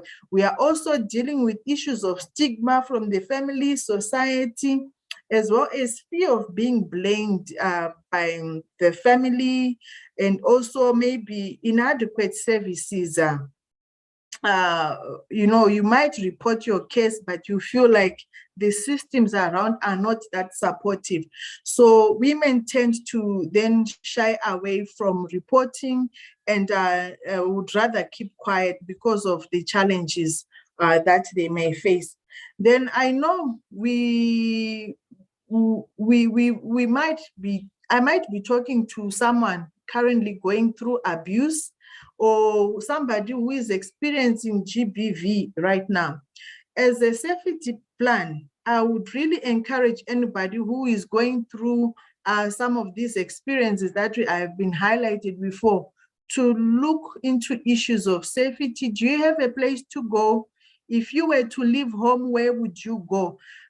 Because when you reflect on the cycle that I have referred to earlier, you need to, know that this is coming. The tension building is here, and the abuse is coming. So in your mind, at the back of your mind, you need to think about your safety first. So do you have a place to go? And you also need to plan for your children. Would you go alone or take your children with you? Do you have transport money? How are you going to go there?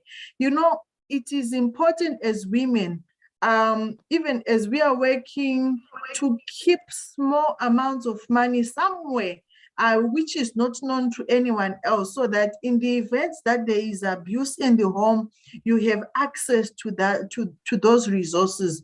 And some of the items that you might want to take with you when you find that the abuse is coming or things have escalated, you need important documents. I'm talking of IDs, bank cards, your clothes, your essentials. You could think about immunization cards for your children, as well as access to money if you need to leave urgently.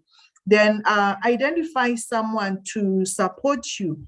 It could be a neighbor who you can tell about the violence, so that they can call the police on your behalf, so that you get the assistance that you need. So in brief, this is what I had to share. So my next co-presenter is here to tell you her story about her life. Shipo is 38 years old, and she's a mother of 3, and she's currently unemployed. We welcome you, Shipo. I would want you to come and speak to the people. Yes, you can come close.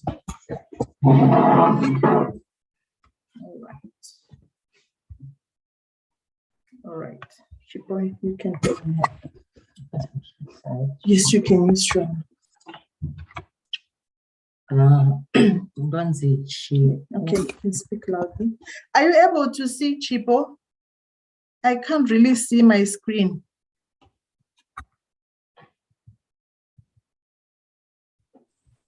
No. Hi, Chipo. We can't see her, but she can talk. It's okay. It's fine. All right. No worries. Yeah, I'm sure everyone's going to be fine with that. Thank you. All right. It's okay. All right. Chipo, you can go ahead. Ndakarorwa ndine 15 years mumarriage, then tichinamata tiri kumasowe, murume ubva aporofitwa nemwondo ana mukadzi wako achiviwa. Then murume wangu aive truck driver at that time. Saka paakauya kumba akasvika kutanga kutarisa mafoni angu ndobva ashayiwa zvaaitsvaga. Pamberi pamai vangu bva andibvisa bhurugwa kwakuisa zvigunwe mukati kuti atione kuti hauna kurarwa here nemurume, zvikanzi hauna. Saka pese apa zvakanga zviita akamboita oregera, obva andirova. Dzamari ndadzokera kumba bva achikumbira rurekero kumba kwedu, bva atoripa. Pandadzoka ondirova futi, pandazotiza ndichidzokera kumba kwedu, ndobva anditeera. Akati ndokumbira rurekero. By that time ndaive nenhumbu yanga ine 4 months.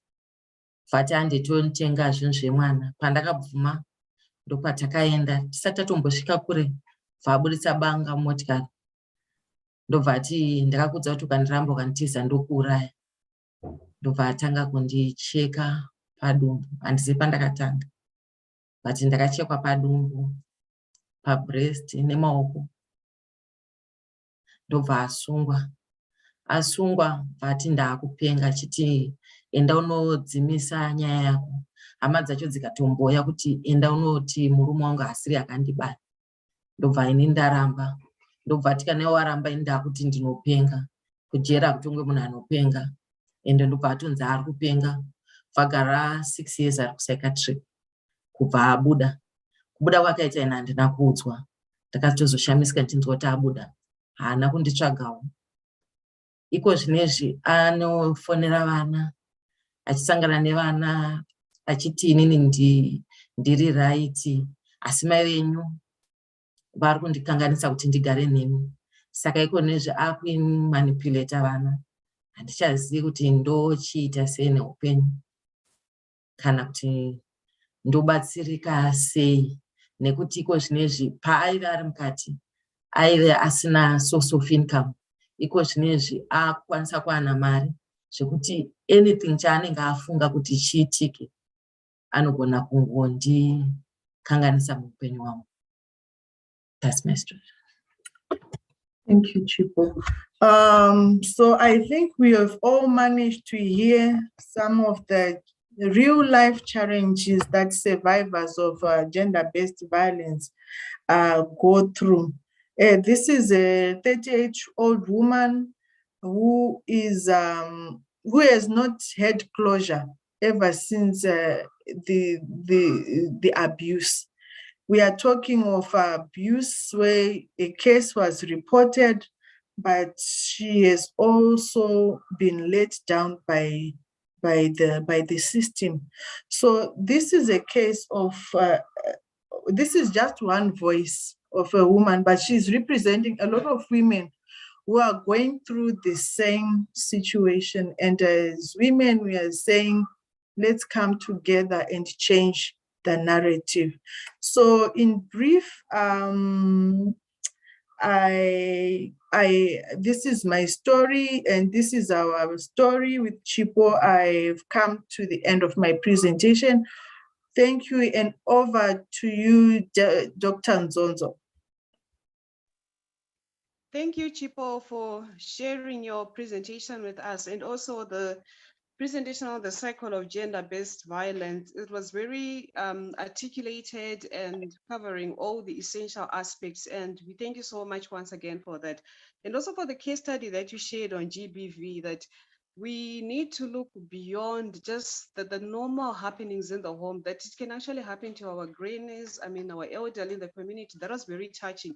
And also for Chipo, again, for sharing your experiences. Chipo, tinotenda zvikuru siyabonga kakulu for just your brevity in just kushingirira kwawaita kuuya and to share your experiences. That was very touching, and thank you so much. And we hope this message is going to go out there as we are sharing on the YouTube live platform right now. Thank you so much for that.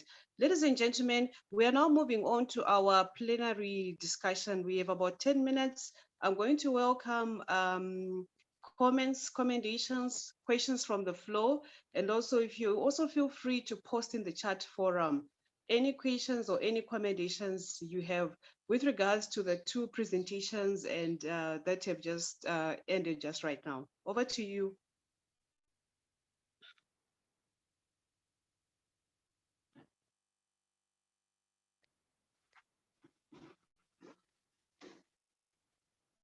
I'm just going to go through the comments while we are waiting for people to contribute. We have a comment from Letwin, who's saying that there are women in positions of power, for example, in the mining sector. I have, however, realized that such women are more placeholders when it comes to decision making. They make none of less compared to men. That's a very critical point. Anyone can chip in on that. Then Joyful said, I agree, Prof. For example, if you look at the household level, itself girls do more household chores than boys. This puts boys at an advantage. They have more time to rest and study. Then Shadrach said, on sexual harassment at the workplace, The best way to handle it and protect women is to have sexual harassment policies in place and ensure transparency in enforcing this. No sacred cows. That's a very good point today. But Shadrach, there's another question to ponder on that. How do we address the rhetoric of having a policy in place and then the implementation? That you have certain policies that have been crafted very well, but when it comes to implementation, there's nothing that is being done. What are your views on that? And then Chieza said also by having women in leadership positions will reduce the sexual harassment at the workplace. Colleagues, over to you. We want to hear your views on that. And then Prof said, it's such a touching story. Thanks for sharing, Chipo. Then Memory said, thank you for the short, powerful presentation. Thanks to Chipo for her vulnerability. And Maria Frank said, thank you for the presentation. Ladies and gentlemen, I'm just gonna take, if we have any questions, then if not, then we are going to move on to the next presenter.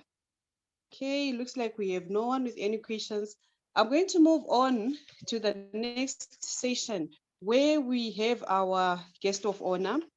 Ladies and gentlemen, it is an honor indeed to introduce our guest of honor, Mrs. Rosalind Namo. She is a human resources and organizational development consultant with a master's in business administration degree from Nottingham Trent University in the UK. She holds a Bachelor of Business Studies degree from the University of Zimbabwe. She has a wide range of over 30 years experience in the public sector, private sector, and NGOs covering Zimbabwe, Zambia, and Malawi. She's an international arbitrator and commercial arbitration center and is certified as an HR auditor with the South African Board for People's Practices, SABP. She received African Leadership Award for Education in 2014 and Human Resource Leader Achiever Award in 2011.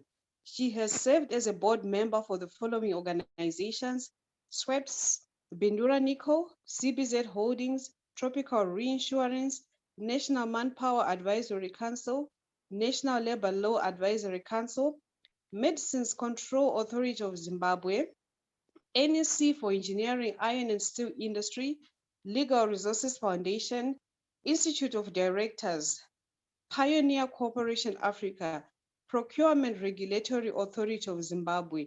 She also was the president of the Institute of People Management of Zimbabwe from 2011 to 2013 and is a commissioner on the Competition and Tariff Commission. She's an expertise in organizational development, organizational evaluation, talent management, human resource assessments, and policy design, people skills training audits, change management, strategic planning, evaluation, employment contract structuring, policy design, formulation and team building workshops. She is the managing consultant at Distinctive Consultancy Services. Ladies and gentlemen, please join me in welcoming Mrs. Rosalind Namo as our guest of honor. Rose, over to you.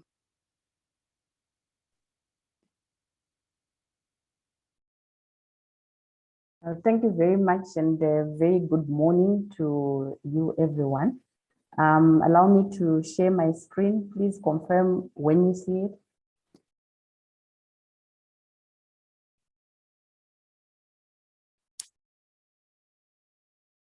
Please confirm you can see my screen now. Yes, ma'am. Confirmed. Okay, thank you very much. And I'd like to first and foremost acknowledge and thank the presentations from the previous presenters. I think they just give a whole story around the story of women in this country. And I also commend Chipo for sharing and being vulnerable enough to share these stories. It's only when we do that that change can come in terms of these areas, because sometimes we do not really realize how some of these issues around sexual harassment and LGBT can actually impact on women's lives. It's always great to be asked to speak on such a topic, and I've tried to make it more of a personal one than in a statistical one. And I did appreciate some of the statistics that came through. So if I then start giving statistics, I'll just be repeating what has been said. And Madam Chair, also allow me to tell Renishona whenever I feel like, so that we can be as interactive and have an interesting discussion around the issues. So to me, the key issues really, first and foremost, is to start by recognizing the contribution of women and girls around the world. And it is befitting that on a day such as this, we honor such women and girls and what they have given back to society, especially when we talk about now sustainable tomorrow. Being aware also that I'm talking to professional women, what I notice is one of the key issues that women sometimes are hitting a glass ceiling that stops them from advancing to the highest levels in their careers. And I'll discuss a little bit more about that. So to me, gender equality is fundamental to the achievement of human rights and is an inspiration that benefits all society, including girls and women. So it is very important that we keep some of the things I'm talking about maybe front and center. When I look at a woman, I see a very diverse role. A lot of super women who we commend are sitting around this discussion. So when you look at the amount of time that we spend on these roles, obviously, if you're a career woman, the large chunk of your time is spent at work. The home then takes up the second largest chunk. The social issues, going to church and other things in the community take up the other chunk. And then I've put what I call generational roles here, which I think sometimes it's not acknowledged enough, where you are playing the role of atete, you are playing the role of an advisor, either in the neighborhood, in the community, and so forth. And then for the younger generation of women, when you are an influencer, as you get more modern and so forth. So you can see that a woman is sitting there and really playing diverse roles that then require that they should be a strong woman there. One who is capable of multitasking, one who is capable of multi-skilling, one who is capable of, you know, changing from one role to another depending on the circumstances. And it can all happen in one day. So when I say I commend women and recognize their contribution to society, workplaces, and anywhere around the world, it's with this in mind, to say a woman really has got a multifaceted role, and a lot of women are actually managing to juggle this and juggle this very, very successfully. Now, the question then becomes, how do you find the balance as a woman? To me, this is what I've used and it works. I think when my CV was being read, I've juggled a lot of things over the last 30 years. And it sounded long, but it's a 30-year journey. And what you will find that I do prioritize some me time sometimes. So when you are keeping up with work, family, friends, and so forth, it doesn't matter how short the time is, but have a little bit of me time where you actually reflect on yourself, your journey, what is happening, and so forth. Otherwise, you will then get very, very exhausted. And one of the things that I think women also need to do is around setting boundaries. You saw those 4 areas. Sometimes they can just mesh into each other. It's very easy for the work to then go into the home life, or the home life to spill to work. Church life sometimes goes to work with you, and community issues as well. So the ability to set boundaries, and I've seen so many women actually do this very successfully, where you actually say, okay, this is now my home time and so forth. I know it's difficult. Sometimes our work follows us at home, but we actually need to deliberately start setting such boundaries. I put this one in red. Try to find a job you love. It's very difficult. Some of us, and if I'm not mistaken, there were some surveys that actually showed that more than 60% are in jobs that they don't enjoy, but they're just holding on in there because that's the only job that they have, especially in this environment. But where the opportunity gives itself, try to find a job you love, or something that you love. At least do it as a hobby, volunteer for it, and so forth. Because at the end of the day, it also contributes to mental health. And then taking time out, just resting. Yes, there's the me time, but taking time out maybe to just enjoy yourself with your family, that's another issue. But one of the most important things that I found is women, sometimes that we don't do. When we are struggling, when we are not coping, when things are not okay, we do not ask for help. So we need to ask for help. Someone said to me, Rose, I don't like asking for help because sometimes when I go and I offload to another woman, this is what the person said. You will find that when I ask for help,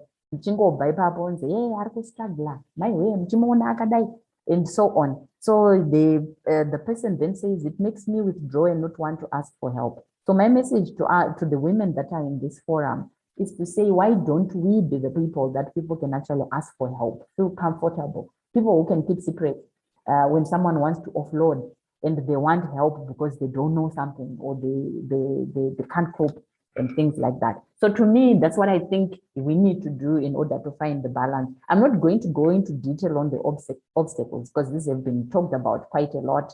I just want to go to the last one there where we are talking about unequal standards. So a survey actually showed that some women feel the need to overcompensate at the work simply because of their gender. This research also focused on the construction industry, but it can happen to anyone, where you get into an industry and you want to prove that you are as good as the man.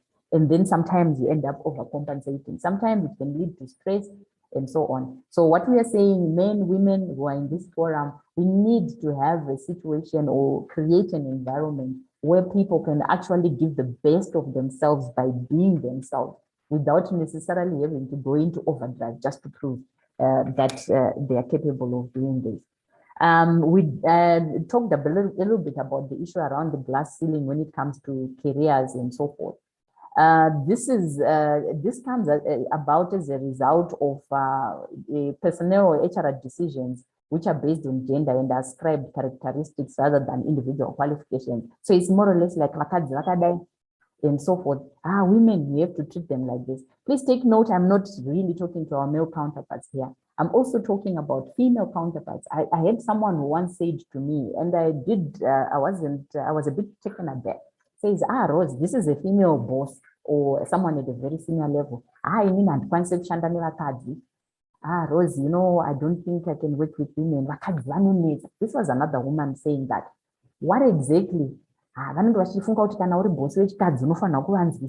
than the men, but you know, I just have to do stuff. I'm just saying this, maybe, Madam Chair, we can actually then have discussions around this. But sometimes the glass ceiling itself is not put by men. So we're not going to sit there and pretend that this is a men put barrier that women are trying to break, but it is a female barrier. Some females have put barriers on that. And then despite significant promotion of diversity in the companies and legislation and so forth, women still remain largely in the minority in decision-making positions. In my position, I've been operating as a consultant for the last 14 years. So I've had access to so many organizations. Whenever I'm either doing presentations after we've done an assignment at very senior level, you're always seeing 1 or 2 women in a group of 12, roughly. So the figures that Ms. Ungwe was talking about earlier, where we're talking about 2070, they are real. Actually, on the ground, maybe 2070 may be even be too early if we do not do something to accelerate that change. So if you are a lady, a woman, you're trying to break the glass ceiling, what is it that you may need to do? I think one of the big things that you need to do if you're a female in a position of authority, first and foremost, gather feedback. When you just find out from the people that work with you outside the normal review processes to say, what do they think of you? How do they think you are leading? How do they think you are doing? It's always good to know, because sometimes we'll just be going around and people will not really be feeling, you know, that's why sometimes when we are not doing things that are in the right way, people then start saying, but they don't know what to do with it. So when you gather feedback, you shouldn't really be afraid. And then volunteer for higher projects. So people have asked me often to say, Rose, you have held senior positions in different organizations, big organizations, board level and so on. How have you done that? I started off early in my career. Whenever there was a project, although I'm in HR, if there was a project in whatever department, if there was room for volunteers, I would just volunteer. So I'm not looking at it from a point of view of saying, what's in it for me? Am I going to get paid for it? It was just, let me volunteer, let me learn and absorb as much as I can. Believe me, this becomes very, very useful when you are sitting on boards across different industries, because half the time you then have done a bit of research on, or you've learned a little bit around areas that are not in your area of natural giftedness. And also, don't be afraid to seek out mentors who can support your career goals. I mentor quite a number of young ladies, women, even men. But the issue is that people really are hesitant. So people will say, can I approach Rose to be a mentor? You'll be surprised. So be bold enough to actually look for role models in your life. And never ever forget that these mentors could be your go-go from Musha Chek. I had a grandmother who lived to be 95, and she was one of the greatest mentors I had. She spoke her mind. She was not educated, but she was very intelligent. And I consider her one of the greatest mentors. So when you're talking about mentorship, don't just look at people like career professionals. Ordinary people within your family circles, within your community can actually become your mentors. I just want to very quickly talk about my journey. Like I said, I'm going to make it personal. I'm a firstborn in a family of 5. I've got 2 sisters and 2 brothers. I am married to a firstborn. I am a mother of 2 beautiful girls. And I put next to that pressure. The pressure is that the man I'm married to is the firstborn, but the only boy in a family of 5. I gave birth to 2 girls. Society gives you pressure, ladies and gentlemen. To say, uri wakarorwa ne firstborn, zvararana muite 4 or 5, tsvaga mukomana. And this is one of the fundamental issues where society makes it feel like if you've got girls, you've not achieved as a woman. You have not, hauna kunyatsozadzikisa marriage and things like that. And that's where the pressure comes. That's where some of these GBV issues come in and so forth. But let me go back to my childhood so that you can then link the story to say I was raised by a father who is in an educationist. So he was a teacher, headmaster, education officer in that level. He believed in the girl child. So my confidence, the way I am today, started in childhood, where my father believed in me as a girl child and never differentiated me and my brothers, because I do have 2 brothers. He always told me that I could do anything I wanted. Unfortunately, I lost my mother when I was young, but I was raised by a very incredible woman who is my stepmother, and both of them made me believe in myself. So why I'm talking about this now is to say, as we sit here as women and men in this session, one of the things that sometimes we forget as we go towards our career aspirations, we forget that we can raise the way we raise our children and the way our narrative around these whole issues around having children who are boys, girls, can actually have a fundamental impact when they grow up. So my husband and I had discussions around how many children we're going to have, and we're going to have 2. They happen to be 2 girls. Vanhu vakawanda vari kuchinjiswa. The society makes them change their plans, and then you end up with 5, maybe unozomwana mukomana mwana wechi7. You end up with children that you cannot raise properly and so forth because of pressure. And sometimes it is possible when you are in Murora to be a very assertive woman. And once you are assertive, people actually respect you. I know there's the traditional, there's the stereotype and so on, but because I'm talking to professional women today, I just thought I could share some of these things. I've got a large extended family, so I grew up surrounded by men, so I do not see gender. And I was blessed to have an above average intelligence. So that is the formula that I've used to get to where I am. Not that it has been rosy. No, it has not been rosy. You can imagine the pressure that you feel when it comes to issues like this. And in my generation as well, the pressure was at what age you get married and things like that.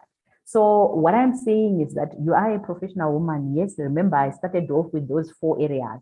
And I said these 4 areas are where women are operating within. A career woman is in those 4 spheres. And I just wanted to share that. On a professional side, I'm an HR professional, I'm a board member, I've been a board deputy chair for 3 institutions. I am a trained specialist on issues of sexual harassment and GBV by the ILO. So Chipo, I can actually relate to some of the things that you were talking about earlier on. And interestingly, the story that you shared, my maid, a 80-year-old mother, was raped by a young man repeatedly for 4 hours. I almost shed a tear because I remember taking on the old lady for about 3-4 months, staying with her at my house because she was highly, highly, highly traumatized. So these issues are real and they cause quite a lot of problems in the workplace. In my other role, I've been called and numerous times over the last 30 years to do investigations on sexual harassment cases in the workplace. Interestingly, you'll find that when such things happen at higher levels, people always say, let's bring in a woman to do the investigations. Ladies and gentlemen, let me tell you, it is very difficult to get facts and figures around the issues of sexual harassment on the basis that people, even if they are being asked, they actually saw a fellow female and male as well, because this harassment happens either sex, being harassed. No one wants to be a witness. So you end up with a very traumatized employee who colleagues actually saw things happen and everyone is just looking after their jobs. Because after that, even people who, if it is not handled properly, who are witnesses may actually end up being actually victims at the end of the day. In my life, I've been a chairperson of a reinsurance organization, an NGO, and so forth. What I just wanted to share is that I didn't need to do anything special, actually, except just being professional, not taking sides, and to stand on my own professionalism. That is the only recipe that I've used so far, and it has served me very, very well. It is difficult not to take sides. It is difficult sometimes to remain professional because some people will bring the fight to a level which is non-professional. But you always have to keep your professionalism as you go. And also do not be afraid to speak out and be different. One of my biggest philosophies is that I have chosen to fail forward. I failed in some areas, even as I'm running my business, I make mistakes and so forth. But when you fail forward, what it means is when you fall, you actually stand up and continue moving forward. You don't go backward. You don't have too many regrets. Because the moment you spend too much time on regrets, you do not make it. And one of the biggest things that I've started doing and I'm enjoying to do, because these 2 young ladies that I've raised are actually adults, is just giving back to society. Giving back to society by speaking to women like you today, giving back to society by mentoring some young ladies, giving back to society by, working as rehabilitation for young girls. There are a lot of young girls who have gone out there into the world, universities and so forth. Sometimes they failed or they failed in their second year. They don't know what to do with their life. Somehow amongst my friends, I found myself being someone like a mentor to young girls in terms of giving them back their confidence and getting them online. What else can we do? For instance, in a home setup, I think as mothers, as fathers, we need to raise young girls with confidence. My father raised me with confidence, and it has continued to show throughout my life. And then no to uplifting of your sons at the expense of your daughters. Treat your children equally. I think this has been raised before. Another one, which is very interesting, I took part in a debate on LinkedIn. Do not allow people to label you. There was a lady who said, in at work, she's in a senior position. When we are having discussions, because especially when I'm being assertive and I'm firmly believing in something, speaking with conviction, this is labeling, isn't it? And she says, as a result, she's very frustrated. Anytime she's convinced that she's got a good point, this is either in an executive meeting or something like that. So let's not allow people to label you. But what was interesting about that debate It went further and people were then saying, isusu tinotorina someone kuasa anototaura kutoti kana angotanga kuita zvinhu izvi ungodaro anongoti inini hamundizivi ndiri chihera. So it's someone who has taken that label and is running with it in the wrong way. Or we allow people to then say vana mamoyo vakadai and so on and so on. So what we are saying is do not allow people to label you at the end of the day. Be yourself, and if people are now using stereotypes and labels, firmly put them back in their position. What is my message to the young generation of women? I'm saying you are a generation that speaks out. That's one thing I've learned. Remember, I was telling you I've raised 2 young ladies. You are a generation that speaks out. That I have found out. But do not be part of an entitled generation. Things are not going to fall in your laps, but you need to go out there and get it. Inini ndoti tsumo iya yekudhara yekuti mugoti unopuhwa anyerere. I work for this generation. Things happen to those who go out and get them. Charamba wakagara, wakanyarara, mugoti hauuyi. The other thing is be true to yourself.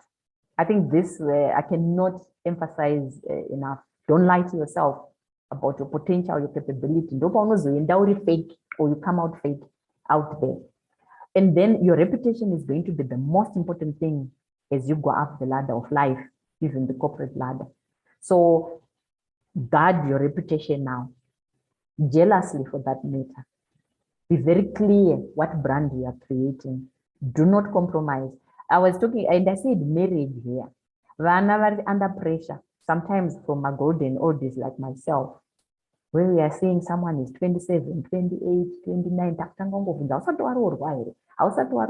this is what we are saying is that wait until you find the right mate. We are pushing the young generation into marriages with people that are going to abuse them at the end because there will be no connection.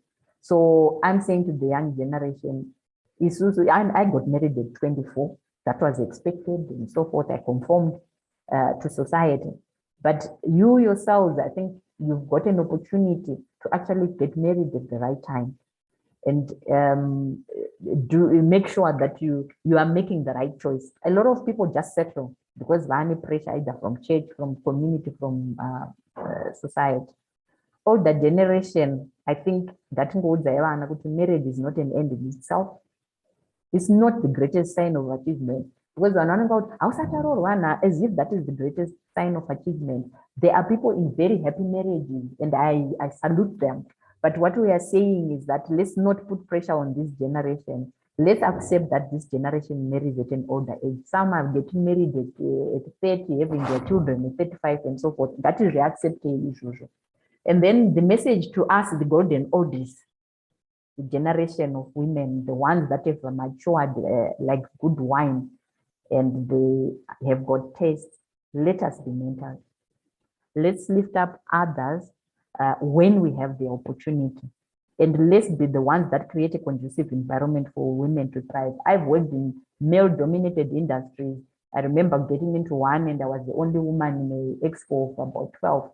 I always make sure that I bring in women, the right women, not just any women, but women that are going to help the cause.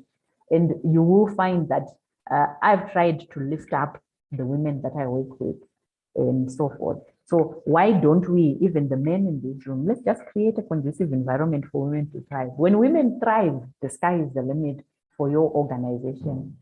Allow me to say thank you very much. Back to you, Madam Chair.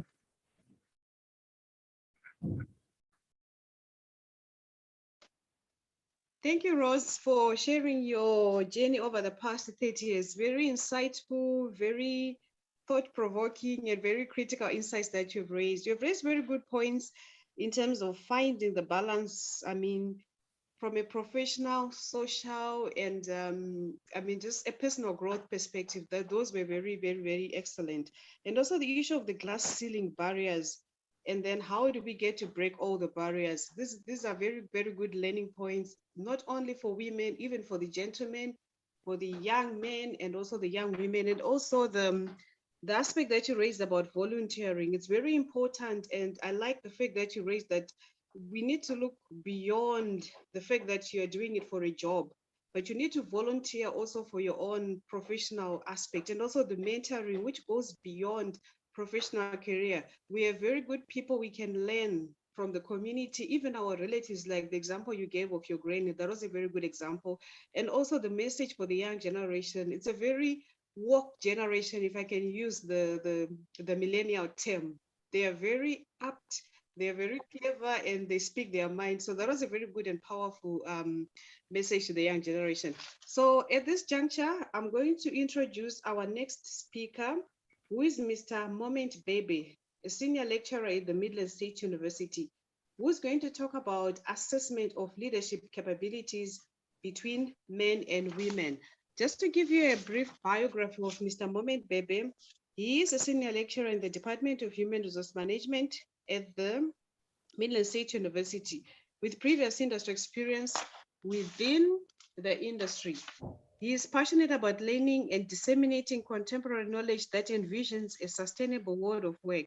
Moment research interests are in the domain of employment and labor relations, skills development, employee engagement, and research methodology. He recently finished reading for a doctoral qualification with UNISA, focusing on developing a bipartite social dialogue framework for enhancing collective bargaining in the National Employment Council for Engineering, Iron and Steel Industry in Zimbabwe. So Moment, over to you, the floor is yours. Thank you very much, Jennifer. Can I share my slide? Absolutely, Moment. Yes, we can see your slide. Thank you.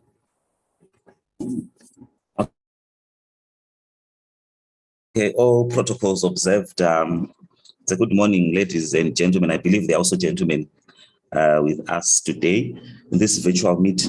It is my pleasure once more to engage with you in discussing the contemporary issues that concern business and employment. Today, of course, we meet on the backdrop of celebrating one of God's precious gifts, womanhood. So none of us present here is not a product of a woman, son or daughter of a woman.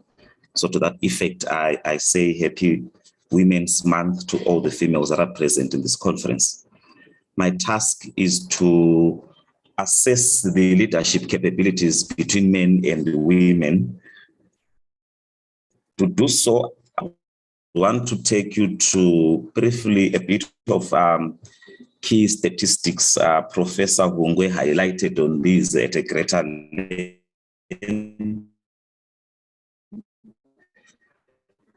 We observe that there has been a rise in terms of female represented insofar as leadership positions in the workplace are concerned.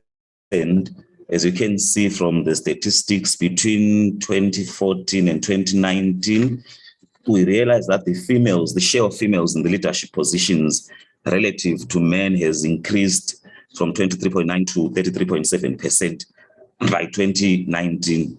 Even though, as we were informed, many of these females are crowded in a few sectors of the Zimbabwe's economy, such as the services, the retail, accommodation, social work. While I do not have specific data in respect of female leadership representation for the manufacturing sector to which this industry, the engineering, iron and steel industry belongs, the ZimStats 2019 reveals that the sector has about 70.5% of males and 29.5% of the females in terms of the composition. And more specifically for the engineering, iron and steel industry, it is reported that the females only constitute about 8% of the total employment. I do hope that such a platform as this one can help us to create an avenue for the promotion of gender equality right up to the leadership level within the organization. Then the question is, what is leadership? What is organizational leadership? So when we talk of the language of leadership in an organization, we speak of the capability of being visionary. This is what the rest of the speakers have been sharing. you are being visionary about the future direction of the company. You are seeing or nurturing the potential amongst your followers. You are able to influence their behaviors and their actions as subordinates so that you achieve the desired results for the organizations. So managers are expected to embody particular leadership qualities during role performance. And one can say, if you get back to this, one can say leadership is people-focused, and it is also change-oriented. That is why we talk of good leadership is even harder. You get the people to follow you until the ends of the earth. If you look at the key qualities of three broad aspects where we talk of a good leader. The first aspect relates to personal qualities. These should inspire self-confidence in an individual. They include self-belief, self-management, the drive for improvement. So we're saying unless a leader believes in him or herself, then leadership may be headed for an iceberg. So the first set of the key qualities required of an organizational leader are those that speak to the self. Then the second aspect would relate to the ability to set the direction. In this instance, we are talking of the capabilities to read both the internal and the external business environment. For you to lay down the foundation for the followers, you need to ensure that you scan this internal business environment. You create an environment that is safe for your followers, to perform their roles. If you remember, in fact, I'll call it a relay to success. If you remember, during our school days, we would talk of relays. We had the responsible authorities who were required to scan the pitch and create that enticing environment for the athletes to utilize. This is what is expected of a leader. This is what a leader ought to do. They engage in broad-based scanning of the environment. They become visionary. They see beyond the current. So that's the second set of the key qualities of a leader. The last set relates to delivering the service. After one is sure that they possess the requisite personal qualities to lead, and they have set the direction, they are expected then to deliver. That is the third key leadership, key aspect to leadership. They can only do so perhaps through nurturing a team of subordinates or followers and heightening, intensifying, improving their motivation levels and facilitating change, for instance. So good leadership, in essence, creates a scenario where you get someone, as you can see from that quote from Dwight, you get someone to do something you want done because he or she wants to do it. Also, leadership makes all to take ownership of the organization as a going concern. It becomes our organization. I become the director of the organization, even out there beyond the organization as an employee. That way, we begin to talk of achieving superior performance and creating sustainable competitive advantages in the market, because that is the essence of leadership. It should be result-oriented. Now, what is a leader? A leader is someone who's able to demonstrate a capability. A leader is someone who's visionary, who has that visionary mentality. A leader is someone who has people at heart. A leader is someone who can influence behaviors and actions. And of course, a leader should produce results, so they are result-oriented. Then the big question now becomes, how then does gender become an issue in considering leadership capabilities? Why should we find ourselves genderizing, if you may allow me to say so, the capability of leaders? If leadership is about being visionary, if leadership is about demonstrating capability and influencing in order to attain results, where does the gender factor come in? So we want to look at the various aspects that have created the impression that leadership is a gendered phenomenon in the workplace. So leadership and the gender or sex, if you may put it so. So the point of departure, insofar as my reading is concerned, lies in how our societies have wired the differences between men and women beyond the biological creation. So we often use these terms sex and gender to mean the same thing, but there is a technical difference between the two. So sex relates to the biological differences between men and women. For example, the fact that women can bear children and men cannot. It is not expected that men can bear children. That is what sex is about. So it is biological. It is biologically determined. When we get to gender now, gender is created by ourselves in a society. It now relates, it speaks to how men and women ought to behave. It is no longer about their biological construction, but our social construction, how they ought to behave in a society. For instance, the belief that a woman's space is in the home, as what is, if you can put it so, whilst a man is seen as a seeker, is seen as a provider, is seen as a head of house. These are the differences in terms of sex and gender. So leadership becomes a gendered concept, where we begin to differentiate the capabilities of men and women insofar as leadership is concerned. So our question is, what are the factors that make us believe that there's a difference between male and female leadership?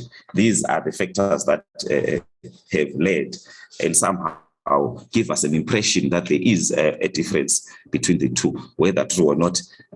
So we have the gendered qualities, the company context, leadership development, exposure and mentorship, stereotyping. I believe there are many other factors that we may explore, but this is what I came up with. I would look at the leadership along gendered qualities between men and women.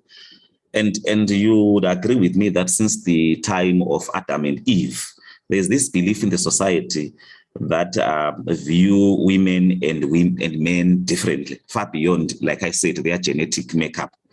So we look at how men and women are viewed in terms of the gender. So the difference the differences have been acknowledged as defining the leadership behaviors that men and women exhibit at work. For example, it is said that the feminine qualities that you are seeing on the screen would enable a woman to develop nurturing abilities. They would be able to create strong bonds with others. They are emotional, they are patient and warm, they are kind, they are relational. Because of these qualities associated with women, they are more likely to adopt the leadership styles that are people-centered. They are most likely to seek a leadership approach that builds relationships and collaboration with their followers. They are most likely to empower their followers and inspire these subordinates in the workplace. And one such leadership that has found comfort in these principles is the transformational style of leadership. We have been reading the press, we've been reading journals, and they are saying it is the style of the moment, the leadership style of the moment, where the emphasis is on the use of soft skills in leading the followers. Why? Because we find ourselves faced with intensifying challenges in the present world of work and beyond the work itself. And these may relate to issues to do with the health crisis, the COVID-19, the economic crisis, the pressures that come with attempting to adapt to change. All these require a particular leadership approach, and that resonates well with the transformational style of leadership. And the transformational style of leadership requires a leader who is thoughtful, a leader who is empathetic, a leader who is relational. And these are the qualities that women embody. So these feminine qualities are therefore seen as enhancing, the leadership capabilities of women. And they therefore are seen or may be seen to be faring better insofar as leadership is concerned during periods of crisis. They utilize these skills. If we get to this slide, a study there was conducted, and it reports that employees men and women reported that women had higher levels. Men and women who reported to female leaders had higher levels of employee engagement. It buttresses the point that I said earlier on about the type of leadership qualities that women embody. These are transformational. And under transformational leadership, employees begin to feel comfort. Employees begin to come on board, and their engagement levels would certainly go up. So these are crucial achievements insofar as women or female leadership is concerned.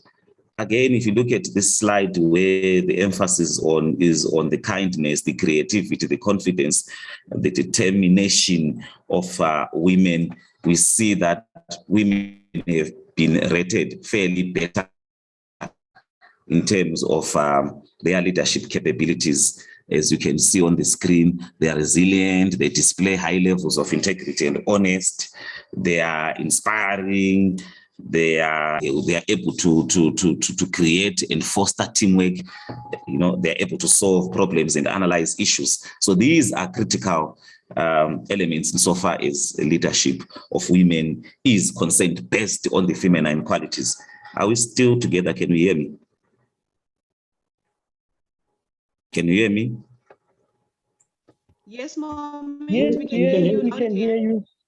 Thank you. And then back to this slide, we focus on the masculine qualities, which are more likely to emphasize a leadership approach that is centered on control, dominance, and command, where we say you have to be aggressive, you have to be overly confident or more confident, you have to be assertive, you have to be commanding, and these are associated with men.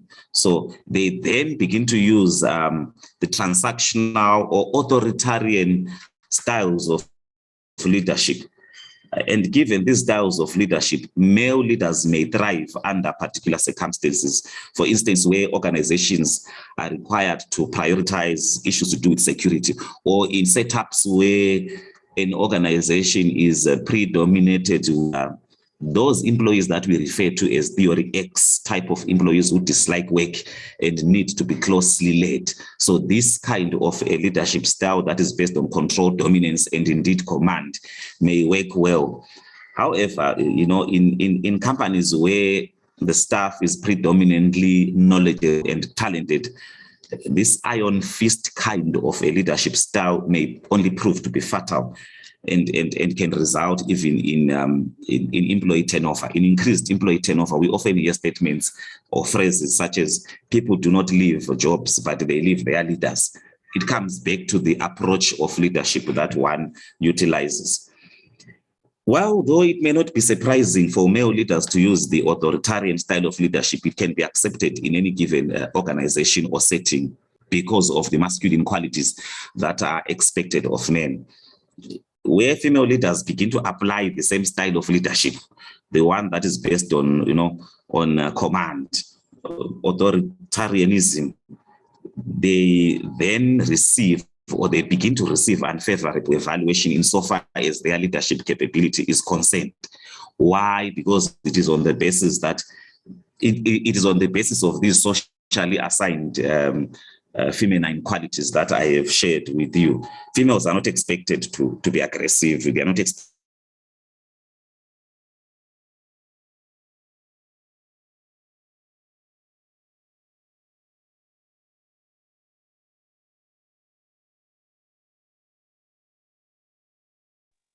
vicious. The moment they do so, you begin to hear, I'm sure this is something so this is what we begin to hear. So this on its own in the long term may only serve even to deter the potential female leadership space. So the leadership can be gendered along these qualities, the feminine and the masculine perspectives. Then we have women can be differentiated or is differentiated. It is based on stereotyping. Stereotyping relates to, this is a practice of assigning characteristics and certain roles based on the gender differences within a society. For instance, the fact that girls are expected to play with dolls when they're young, and they are also expected to wear red and pink, whilst the boys, on the other hand, are expected to play with toys, car toys, truck toys, and wear dark or blue colors. Anything to the contrary, as you can see that young men, they're wearing a pink suit, may be frowned upon in the society. Now, this stereotyping, as the previous presenters have shared, remains quite prevalent, especially in African societies where men and women have been socialized and conditioned to believe that they have different roles within their societies, and therefore they must display distinct behaviors. For instance, women are required to stay at home. They are required to manage the households. They are required to raise the children, whilst the head of the house, the man, goes hunting and searches ways. They are expected to find ways to defend their territory, to defend their families. So compared to a female figure, a male figure in a family is bestowed the highest honor, regardless of his age. You know, at any time, a woman is considered vulnerable and must seek the protection from a male figure. So traditionally, a man must always walk in front and the woman follows. You know, they are responsible for opening doors, be it at home or in the cars. So men are seen as front runners. This has been transferred to the workplace. This has extended to the workplace, where men are perceived to be the only ones who are capable of leading, except, of course, in a scenario where they display feminine gender qualities that we have discussed earlier on. So these traditionally assigned gender roles have been internalized in the workplace in terms of the occupations that women and men can occupy, as was presented by Prof. Wungwe. Of course, also including the perceptions of leadership, the capabilities insofar as leadership of women and men is or are concerned. So the competences of female leaders can be undermined by these beliefs. We find that it is possible for the society to undermine these competences, and therefore they lead to some kind of a blurry or an unfair assessment of their capabilities as well as their effectiveness in the workplace. Surprisingly, though, even female subordinates may unfavorably evaluate their female leaders in preference for male leaders, because they also believe in these negative stereotypes that a woman cannot lead. Because of the stereotypes, those who are ambitious and who aspire to be leaders and are female, they are called upon by the society to work harder if they want to be effective. Sometimes they need to partake in the behaviors of their male counterparts, as you can see in the slide there. They have to raise their voices in a bolder ways. They have to speak like a man. They have to wear male jackets. You know, they literally have to behave and perform to the standards of men. That way, it is believed that people can gain confidence in a female's leadership capabilities. So the gender stereotyping that is based on these historical and cultural roles often leads to an unfair and a biased assessment of the leadership capabilities for women.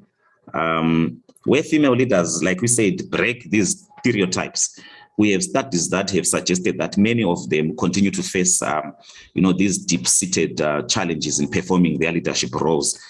The downside of it is where they become, or they then get to be perceived as being overly emotional. You know, they are sensitive, they rely on grapevine, they are hard on other females. That way, they begin to also fail to cope in terms of their leadership roles, because they lack the support that is necessary, or that men ideally would get in a work setting insofar as leadership is concerned. Then we have another factor also that contributes to the differences between the two, and this factor relates to the organizational context or the circumstances of the organization. We know that organizations value the organizations that actually introduce policies and strategies that are geared towards leveraging the talents of their staff, regardless of gender, regardless of sex. So the culture of that particular enterprise, or of such an enterprise, becomes quite key, quite central to cultivating an environment that is supportive of female leadership and also nurturing their talent potential. So when men and women are treated differently, it may be a mountainous task for female leaders to become successful. They may even shy away from taking up leadership positions. And where a few female leaders or managers occupy senior leadership positions, particularly in male-dominated environments, they may begin to feel isolated, they begin to feel alienated if there are no deliberate strategies or policies that enable, that are supportive or that create that conducive climate for them to also practice good leadership. They begin to have a low self-esteem. They begin to doubt themselves, and this can also even discourage other females or potential females from taking up this leadership space. Where a female leader is expected to frequently travel, engage in traveling or stay late for meetings, like what someone raised at some point in time, it may also be a challenge for them to actually display or nurture their leadership capability or potential because of the organizational circumstances that may not create a conducive environment for them to balance, work and life. That is detrimental to leadership for females. Also, in some instances, you realize that females begin to be questioned by their husbands, their family members, in terms of their moral uprightness, to say, why are you coming home late?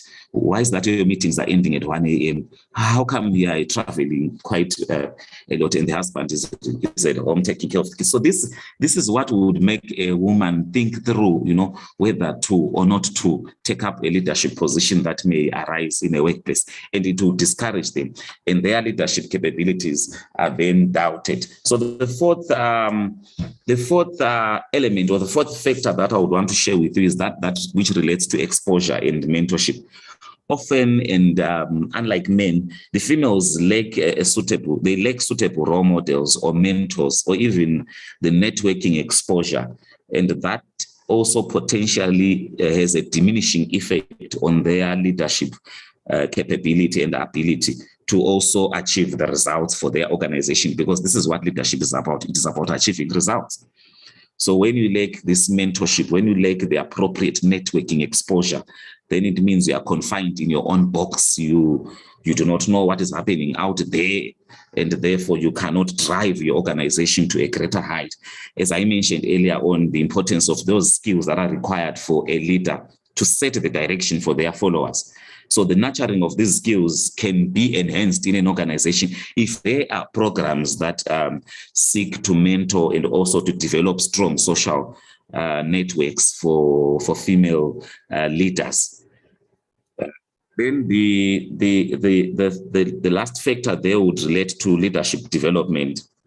We also had from Prof. Ungwe, also from Rose Namo, issues to do with the education, the skills development levels for the girl child, and how they remain a key subject of concern at a global level as well as in the Zimbabwean context. So leadership development often impresses that need for one to be well-resourced, in respect of having or acquiring particular or key competencies that are expected of a leader.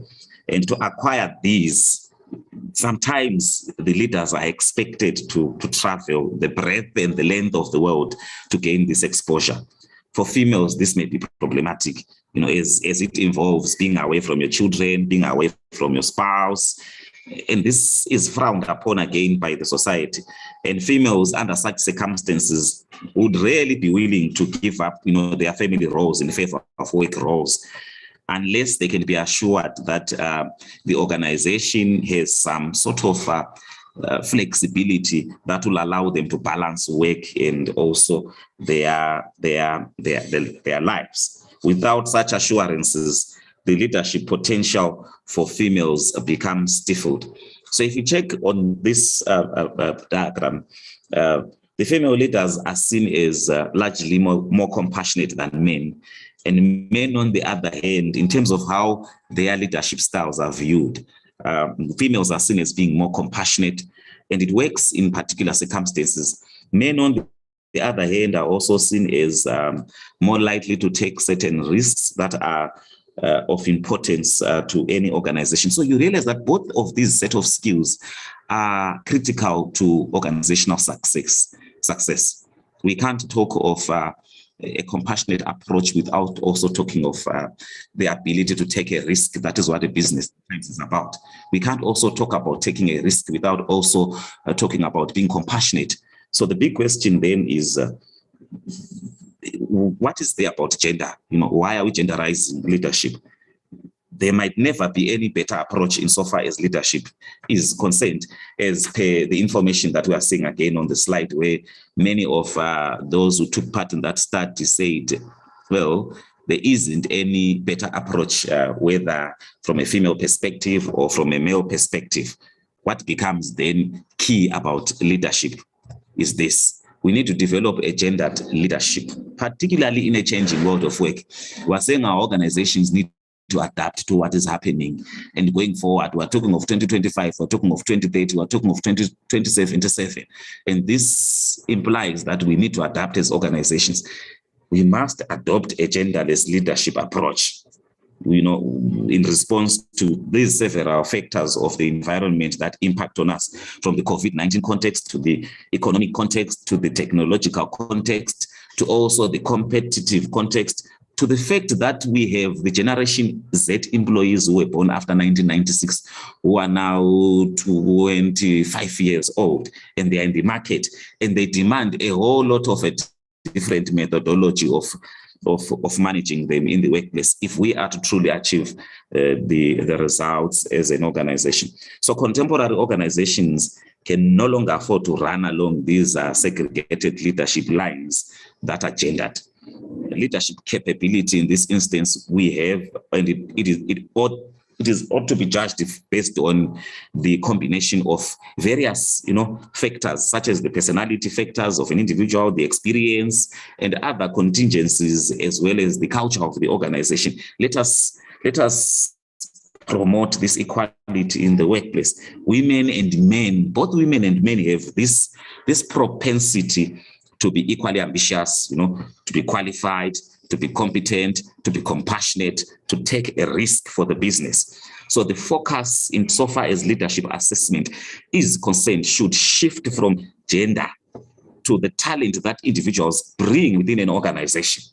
So we talk of what we call a genderless or androgynous leadership approach. That is what will take management and leadership to greater heights, where it becomes a combo of some sort. We are interested in the human leadership aspects, such as facilitation, empowerment, and delegation. We are also interested in the political leadership aspects, such as the ability to negotiate and network. We are also interested in some of these symbolic, the ability for us to celebrate as an organization. That way we inspire our followers to effectively contribute to the bottom line of the organization. This is what leadership ought to be like to the presentation. Thank you, Jennifer. I'm done. Thank you, Moment, for sharing your insights in terms of assessing the leadership qualities, capabilities and qualities between men and women. You have raised very good points in terms of the key statistics, which also affirms what the other presenters have said. Professor Chipo Hungwe raised the same issues again. But then you also raised the issue of the leadership principles and practices from a gender perspective. That is very critically important. And also the gendered approach, the implications in terms of the workplace.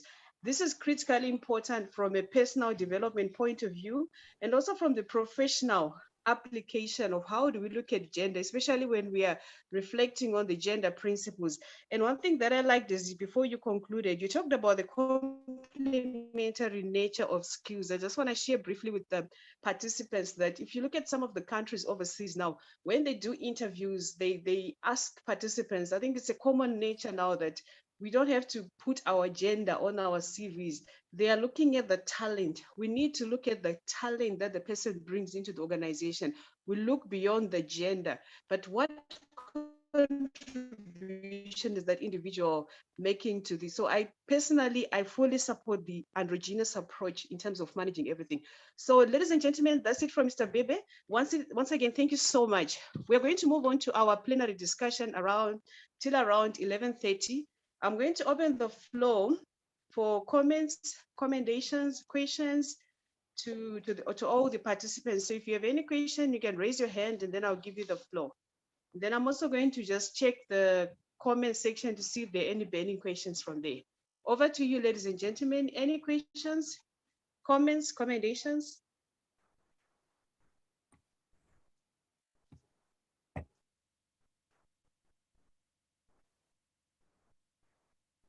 Hi, Jennifer. Thank you. I have a question. Sure. Yes, I want to find out from, because what we see is we often get to a larger extent statistics based on which are Eurocentric, and Anglo-centric, and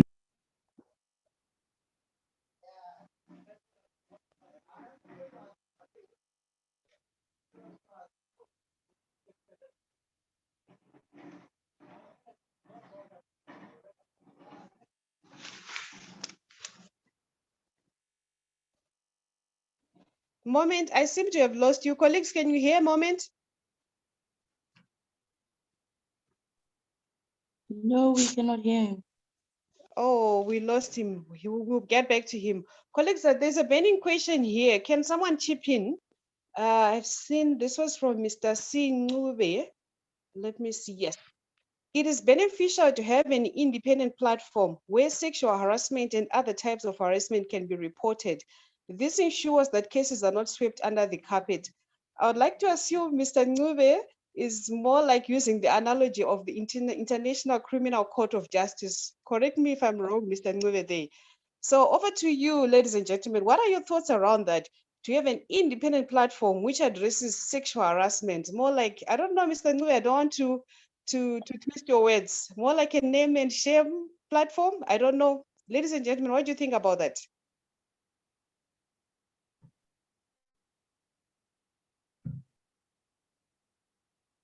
Can I come in, Madam Chair? This is Rose.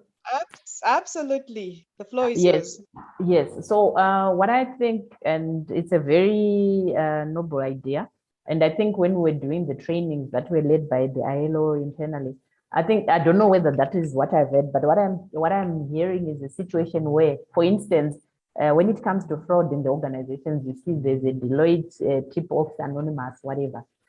It's about organizations having some way where if an employee has been sexually harassed, they are able to go to something similar where they can report outside the organizations. Right now, it's very difficult when there's sexual harassment in the workplace for someone to report, because sometimes for all intents and purposes, the person that you are reporting to is the perpetrator, or it's a group of people at the same level who will then close off the case or something like that.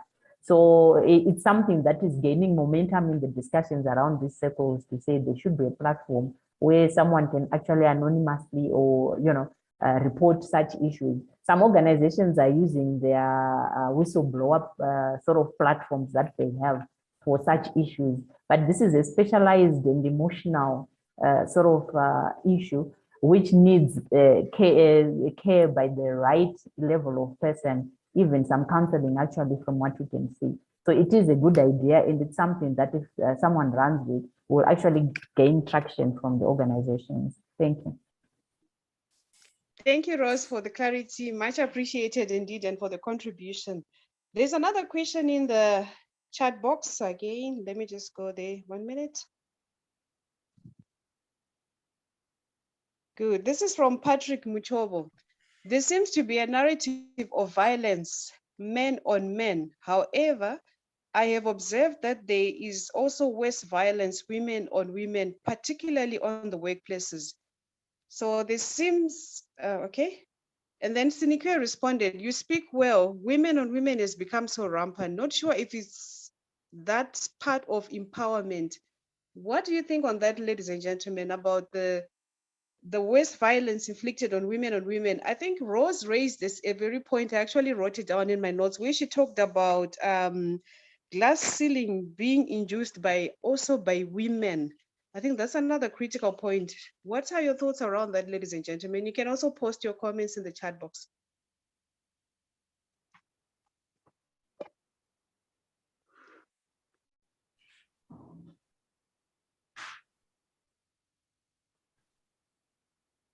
I think we need to offer prizes. Eisaz, can you offer prizes, lunch prizes for people who contribute? Varaiza, over to you. Thank you. I think that is something that is very prevalent, but I think it comes from society and growing up, you know, it's always been competition everywhere, you know, especially as women, you know, who is ahead, who's the prettier one, who's the thinner one, you know, who's the lighter one, you know, yellow bones are nicer and all of that. So even as I like the yellow board one. Yes, even as young girls, you know, we grow up to sort of want to try and shine every time you get into a room, but you don't realize that when everybody else shines, it doesn't dim out your light.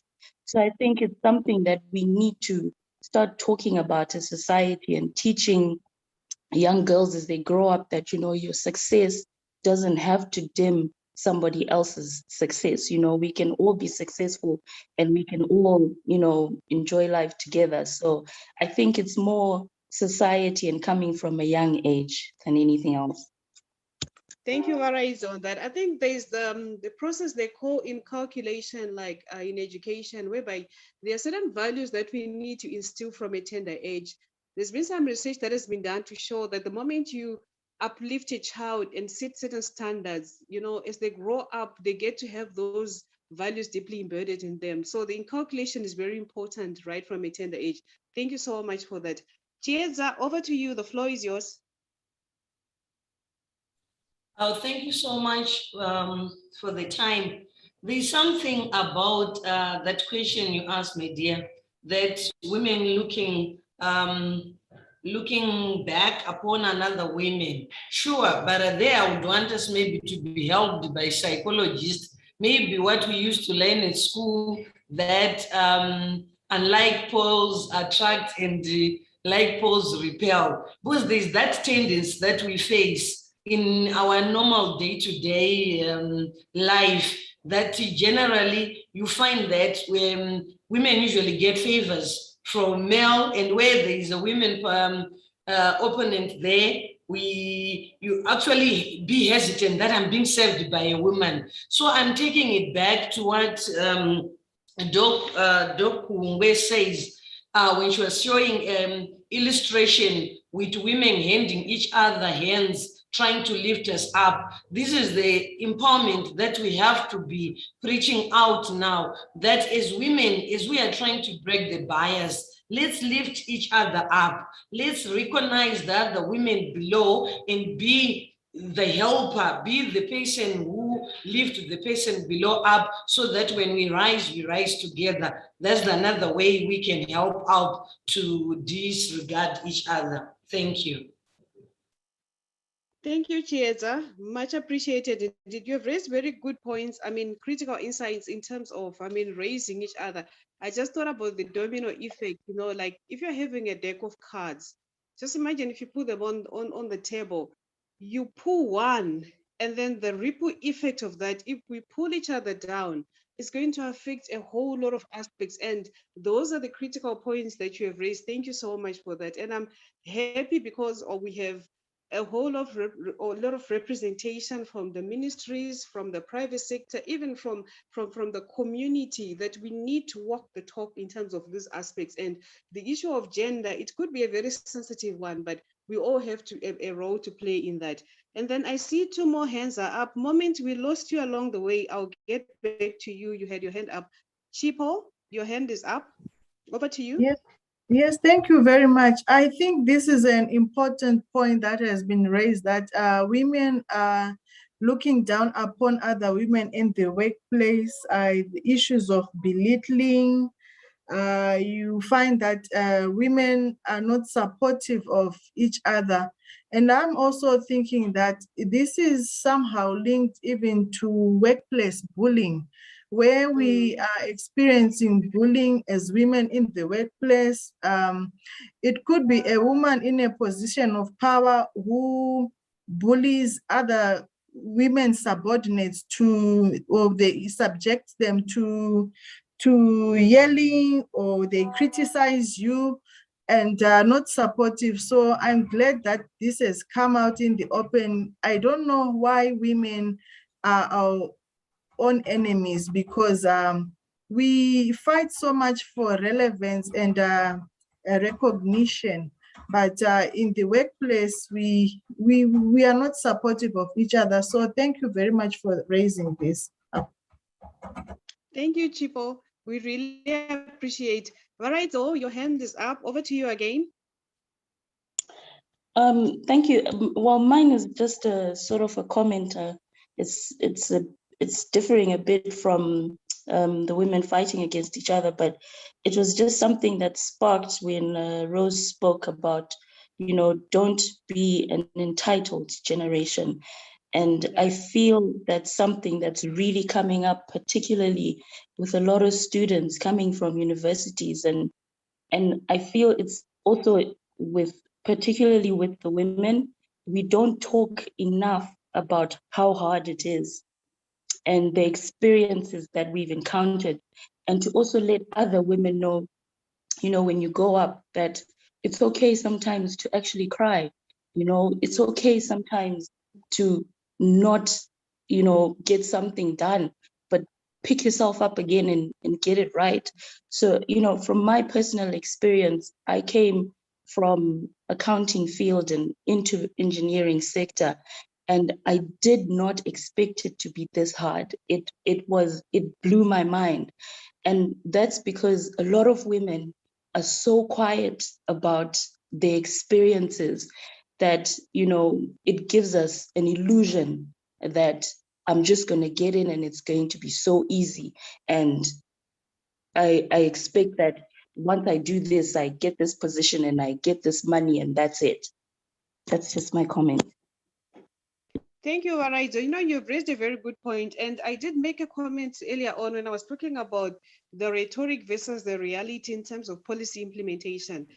Companies, I'll just speak from a professional point of view, they need to have a wellness policy that creates a conducive environment for people to speak up. Now I'm going to not only the women and also the men, so that I think that actually helps in addressing some of those issues. But I think we'll talk about it in another platform. I just wanted to highlight and support the point that you've raised. Thank you for that.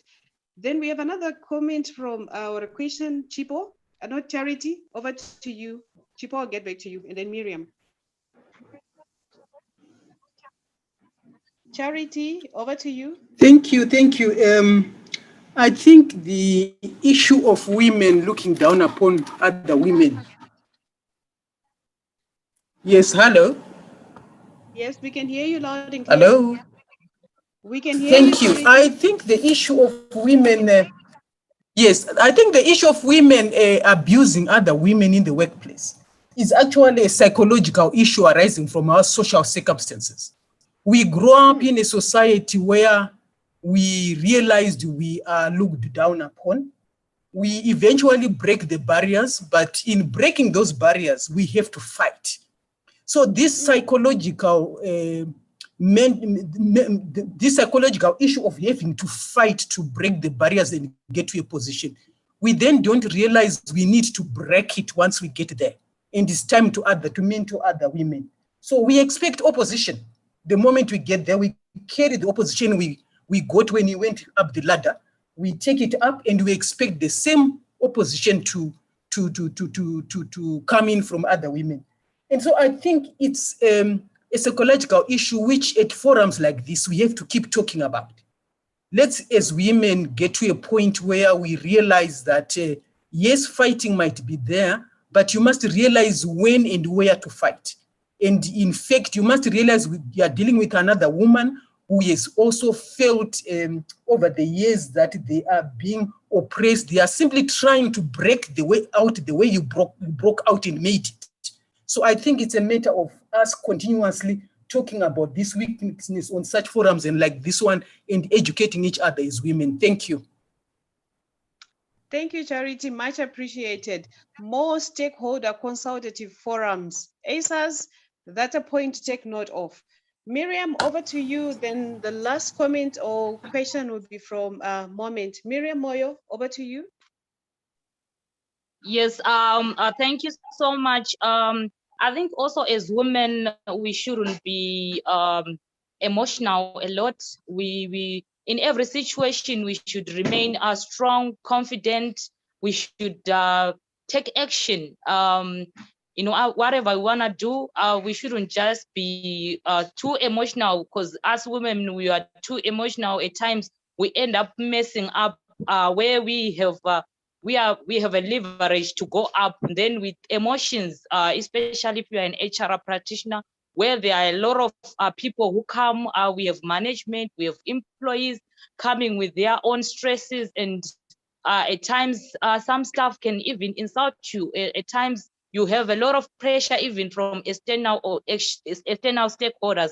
Hence you just have to be calm. You just have to breathe in and just navigate whatever is being expected from you, and you just have always to be focused and don't let emotions rule you. And at times, even when it comes to disciplinary issues, I'm talking from HR's perspective, you just have to remain focused and research. In every situation, we have to learn to research. At times, it doesn't mean we have to give answers there and there.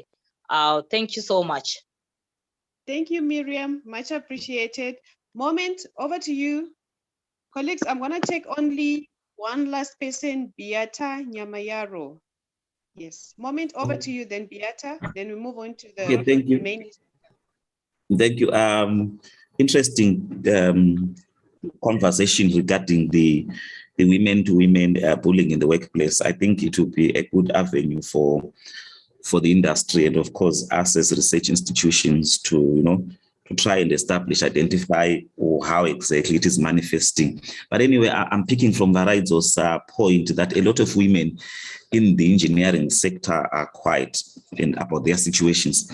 I would have, if time is permitting, I would have asked through you, Jennifer, if they could be one of the representatives within the industry or organizations in the industry to share with us what exactly they are doing at company level or at the industry level insofar as dealing with these leadership challenges, particularly as they face women, and how they are attempting to break these barriers through sensitization and advocacy.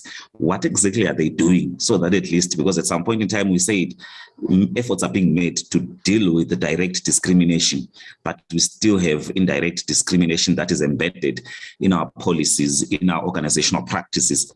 What are we doing within the organization? If there could be one of us here present to share with us, to say this is what we are doing at a company level, I think that will be enlightening to the rest of us. Thank you. Thank you, Moment. We actually have testimonials that are coming up immediately after this last presenter. So I'm sure one of the ladies will address that. Our last comment or commendation will come from Beata Nyamayaro. Beata, over to you. Beata.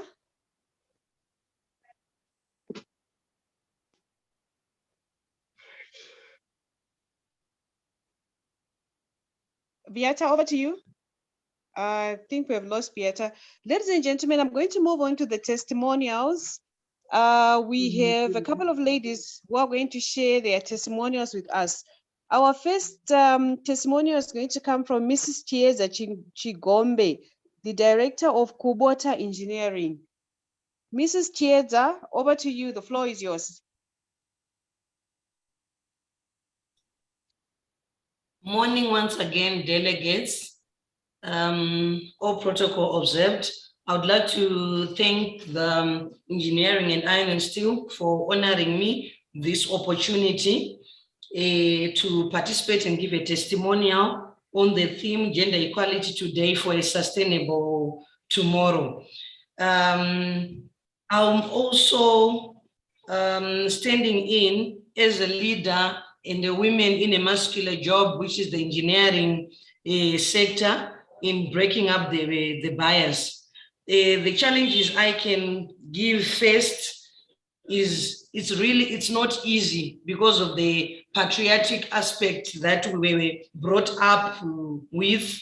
I had a mechanical engineering, and we've got challenges like fail to get recognition from even our clientele when they ask for Sawi's heading, but the fact that it's an engineering item, when they are showed a lady, you actually see from the face impressions that they are not happy to be served by a woman. So it's something that we then have to study our clientele base and see if this person comes, as long you would feel happy if you give him a male component to serve him. So that's the other challenge I can say, that people out there, they still believe, then they still separate these muscular jobs, giving them to women and to men.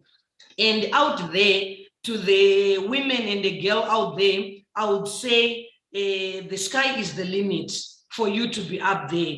Be a goal-getter, be determined, be perseverant, do not compromise whatever comes to your mind. Be confident. I would like to give you my short life history. I'm a girl who made it up to where I am from O level. I was born in a family of 9 and being the last born, and all of my sisters, no one went to A level, but today I'm inspired with the achievement that my sisters did that made me to pursue my studies. My sisters with their A level, the other one went for it to a teaching, but pursued some lessons laterwards and achieved the undergrad, achieved the 2 masters. The other one even went to be doctorate.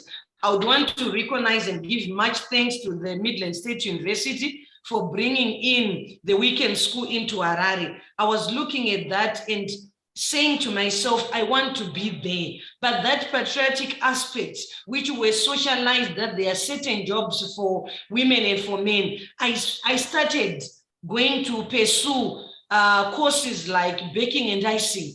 I went and pursued courses like preparing snacks, but there was something in me that made me to be determined in saying, no, I feel I want to lead something. And that's why I was saying my word of encouragement is be a goal-getter, be determined in what you want to do. I then went to study my business studies, my diploma, then I managed to pass. And when the weekend school came, I started doing my weekend school and managed to have my honors degree. And currently I'm studying my executive master's with Midland State University, aspiring to get there to get my doctorate. And I will continue to say, be a goal-getter and the sky is the limit. And who is Mrs. Chieza Chigombe again? I am a mom for 4 kids. I am a wife. I am a leader. I am a boss. I am a daughter-in-law. I am a sister. I am a church goer and a leadership in church. All I want to say in empowering the women out there is the sky is the limit. Women were made uniqueness different from men because we are multitaskers.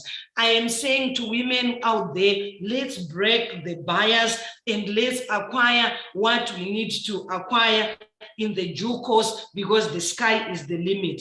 Thank you so much once again. Thank you, Chieza. Very powerful assertions and words there and affirmations. Much appreciated. Now I'm going to move on to Mrs. Duduzile Nyirongo, Finance Director, Black Shark Security Services. Mrs. Nyirongo, the floor is yours. Hello. I wanted to share my screen. Let me share. Perfectly fine. Is it there now?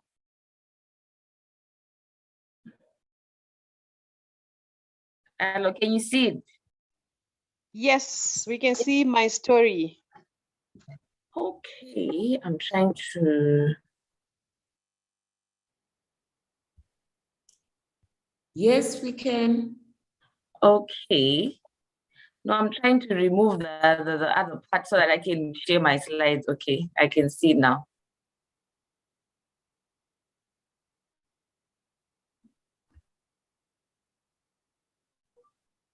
Okay, thank you so much, Eisaz, for this opportunity. My name is Duduzile Nyurongo. I'd like to share my story. I was asked to share my story. So that's me. So my story was that of from hardship to resilience and then triumph. So that is me as a baby with my mom. So I was orphaned at the age of 15. I lost my parents at a very, very young age. But from that pain that I felt, I learned a skill of work ethic and resilience. I excelled in my education and it became my pathway out. I went from being an average student to graduating top of my high school class. From there, oh, my slide is not moving.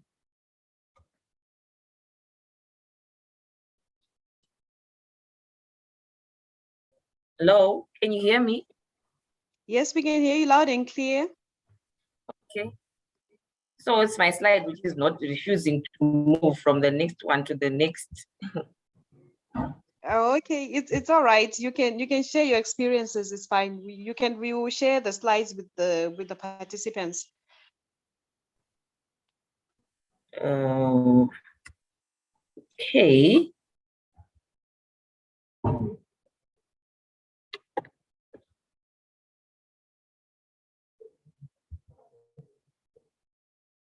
Okay, so from then on, I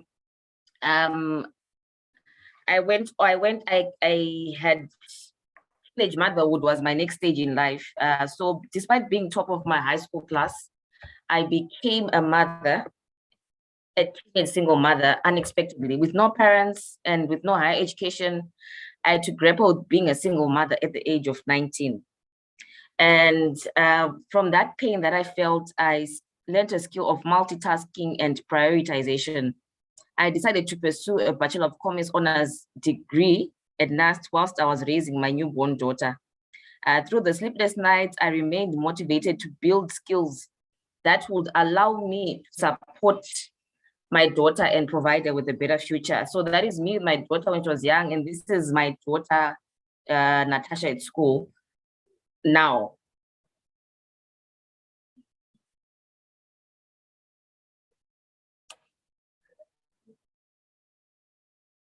So from there,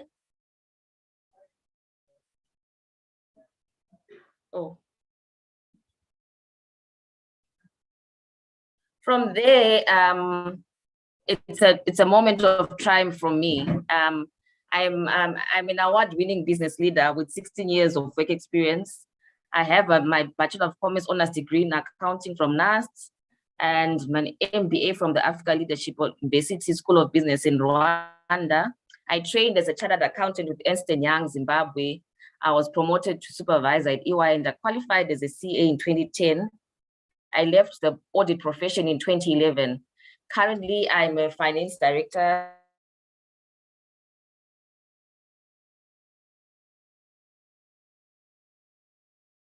Awards that I got, the MegaFest Top 20 Outstanding Women in Business in 2015 and 2016, MegaFest Zimbabwe Women's Awards as Outstanding Women in Entrepreneurship. I'm also a 2018 Asia Forum on Global Governance Fellow and also a 2019 Raisina Young Fellow. In 2021, I was a recipient of the Eisaz Excellence in Business Award recipients. My personal interest, I'm a business consultant with experience advising venture funds and startup companies in Africa on strategy and capital raising. I'm also a civic leader passionate about community development, women empowerment, and youth, promoting civic participation in Zimbabwe. I actually ran for office in 2018. I'm also passionate in agriculture. I'm a farmer, and I'm also a miner, and I'm also passionate about waste management. I'm a loving wife to a supportive husband and a mother to a wonderful daughter that I showed you earlier on, who is currently studying for law in a second year at UZ. So that has been my career journey up to date from 2005 up to where we are right now in 2022. So the picture on the left is me receiving my fellowship certificate from the Asia Forum on Global Governance in India. And the other picture on the right is me receiving an award. So those are a picture of what I am, a farmer. I ran for council, my awards, me as a miner, me as a pastor preaching, me as a pastor, and me as a waste management enthusiast. And right now I have a brand, a food brand from an agribusiness brand, Treaty Foods. So that is my story. So I just want to encourage the women out there that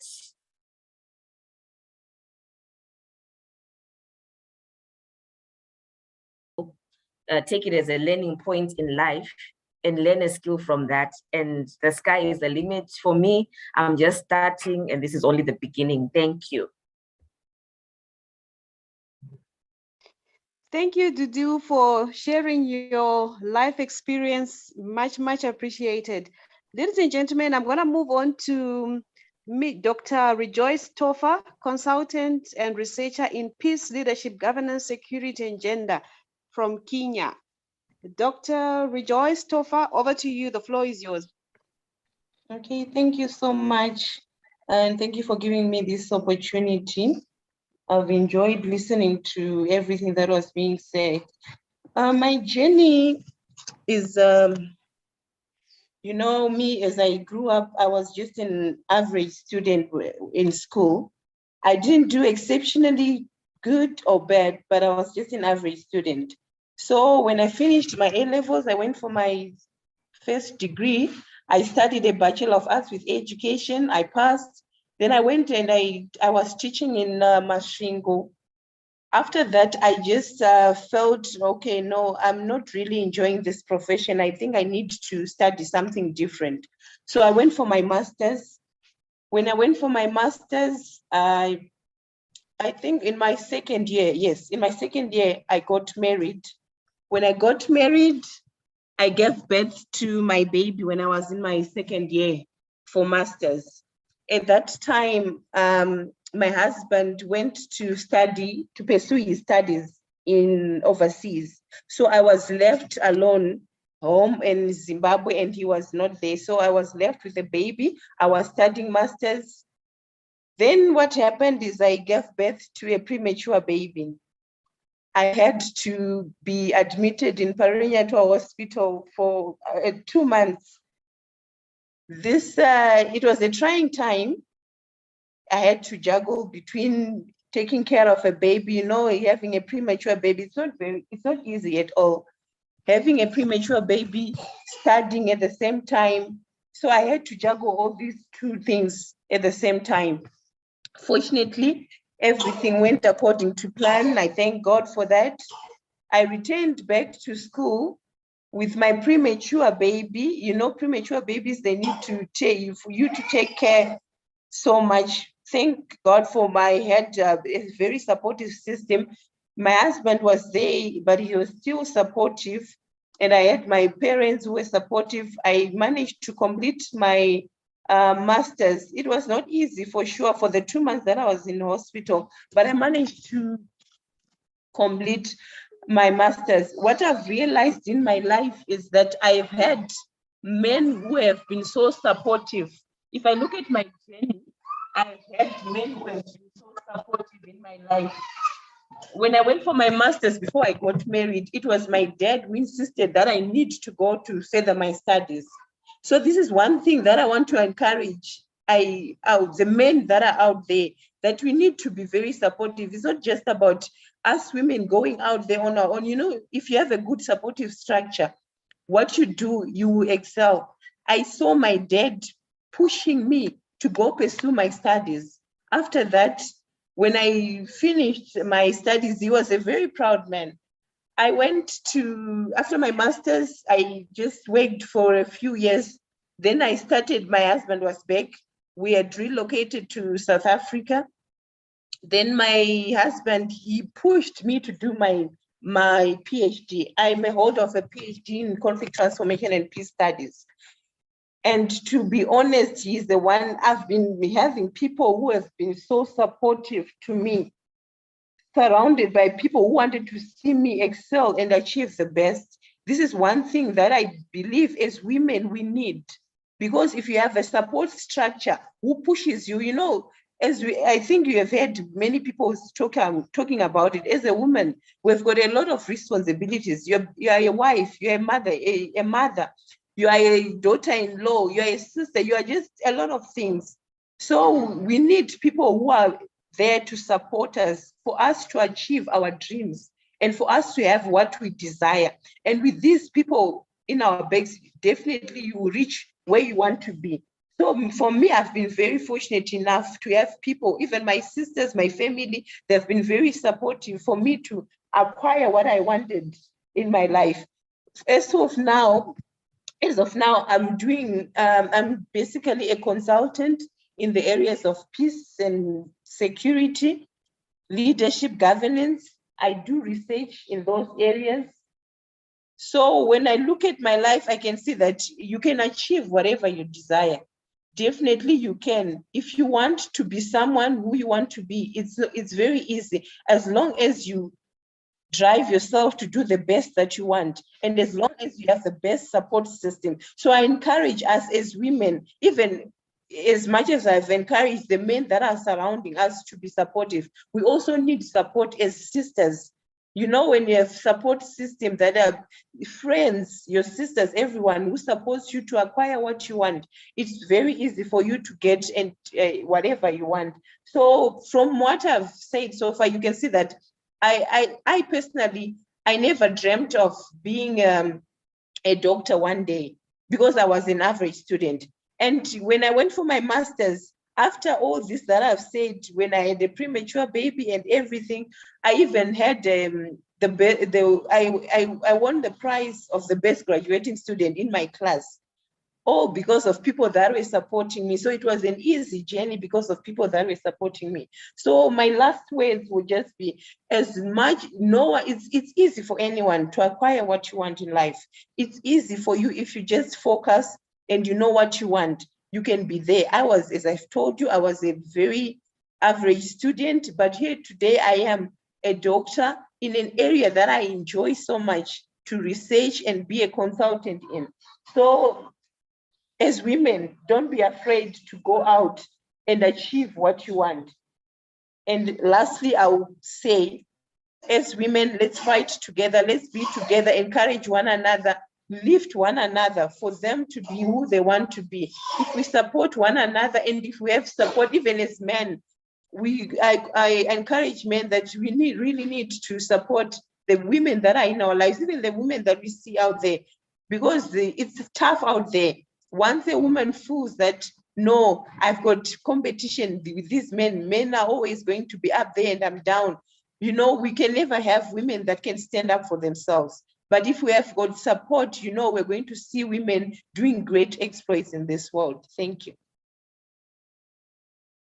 Thank you, Doc. Much appreciated. Ladies and gentlemen, we will run a little bit late, maybe roughly around 10 minutes, then we'll be done.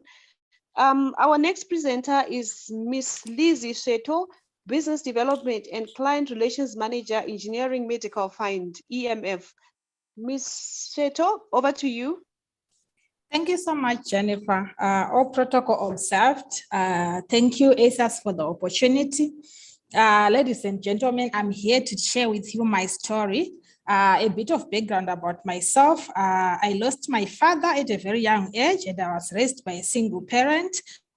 I studied marketing at Midland State University and I obtained a first-class master's degree. I then moved on to pursue my master's degree in marketing strategy. Then about my career journey, while I at college studying towards my first degree, I joined Tier 1 as an attaché in the call center department. A few months later, I was appointed the call center team leader, although I was still an attaché. At the end of my attachment period, I was then offered a job as a call center agent. So I had to change my mode of study from full-time to part-time student. I was then promoted to join the marketing department as an assistant account manager. A few months later, I was promoted to become a business development analyst in the same organization. I also rose through the ranks to become the senior business development analyst again in the same organization. In 2019, I then moved to join Engineering Medical Fund as the Business Development and Client Relationship Manager, a position I currently hold. I'm also a board member of Zimbabwe Institute of Strategic Thinking, CIST. In terms of my achievements, I innovated and implemented the first co-working space concept in Zimbabwe known as the Day Offices Project, which was officially opened by the then ICT Minister, Honorable Supermandi Wanzira. I also did a feasibility study for the ICT Assembly Project, which was a national project. I also successfully sourced funding for various national projects. The challenges I faced, being a member of the managing team at a very young age in a male-dominated environment was quite challenging, as well as dealing with multi-million-dollar project at such a young age was also a challenge I faced. But how then I overcome it is that I would always seek guidance from those senior managers. The other challenge I faced was leading an aged workforce in a highly technological environment. It was also a great challenge to me. In terms of the lessons that I've learned over the years is that everyone can help you to learn something. You need to be a listening leader. The other lesson is that effective communication is key in leadership to ensure that you're on the same page with your team. Another lesson is that a leader must always have the passion and zeal to learn new things. I've also learned that as long as you're professional and committed to your work, opportunities will always come your way. I think that's my journey, and my encouragement to women is that women, we can do it. The sky is the limit. Thank you so much. Thank you. Much appreciated for sharing your insights. We're going to move on to our next testimonial from Mrs. Abigail Williams, HR Officer, Buzz and Enterprises. The floor is yours. Morning, everyone. Thank you very much for the time, Doctor. All protocol observed. A brief background about myself. I grew up in Masvingo and then came to Harare when I got an opportunity to join the University of Zimbabwe. And coming from a small town, it is a challenge by itself where you have to accustom yourself with even the robots. And that time that I came to Harare, Masvingo had no robot whatsoever. So I then managed to finish my degree in 2006, and there were a lot of challenges that time. I remember that's when we were also getting the payout. At the same time, there were also strikes at the university such that you would find it difficult even to find anywhere to go when there's a strike out by the students. But nevertheless, I managed to finish. I then stayed at home because that time it was unemployment had already risen.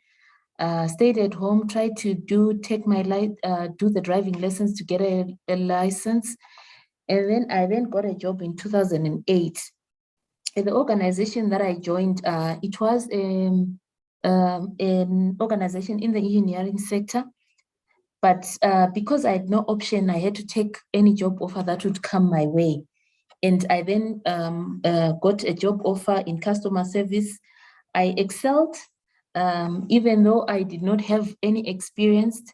I then was appointed to the office of the CEO. And the CEO was a gentleman. And you know, at times it's very difficult to work with gentlemen.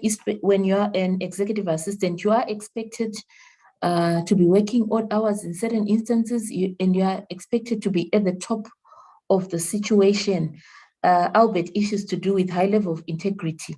And that time I had no experience whatsoever, but I just had to have a learning mind and be very, very patient with him. And he was someone who believed in empowering women and even men. But you'd find that in the society that we are in, especially in the engineering sector, there's also the stereotyping where they always believe that certain roles are for gentlemen. So if in the technical department, there were very few ladies. It was very difficult for me even to then recruit, even have women in the organization. It was difficult. There were few ladies. And then during that era in 2011, I managed to complete a personal diploma. And then I was kind of like thrown in the deep end where I was required to set up an HR department. That was really a challenge, but I'm glad to say that I managed to put everything, to formalize everything and put up a system for an organization that had operated for more than a decade without a proper HR system. And then let alone talk about a grading system with no experience whatsoever.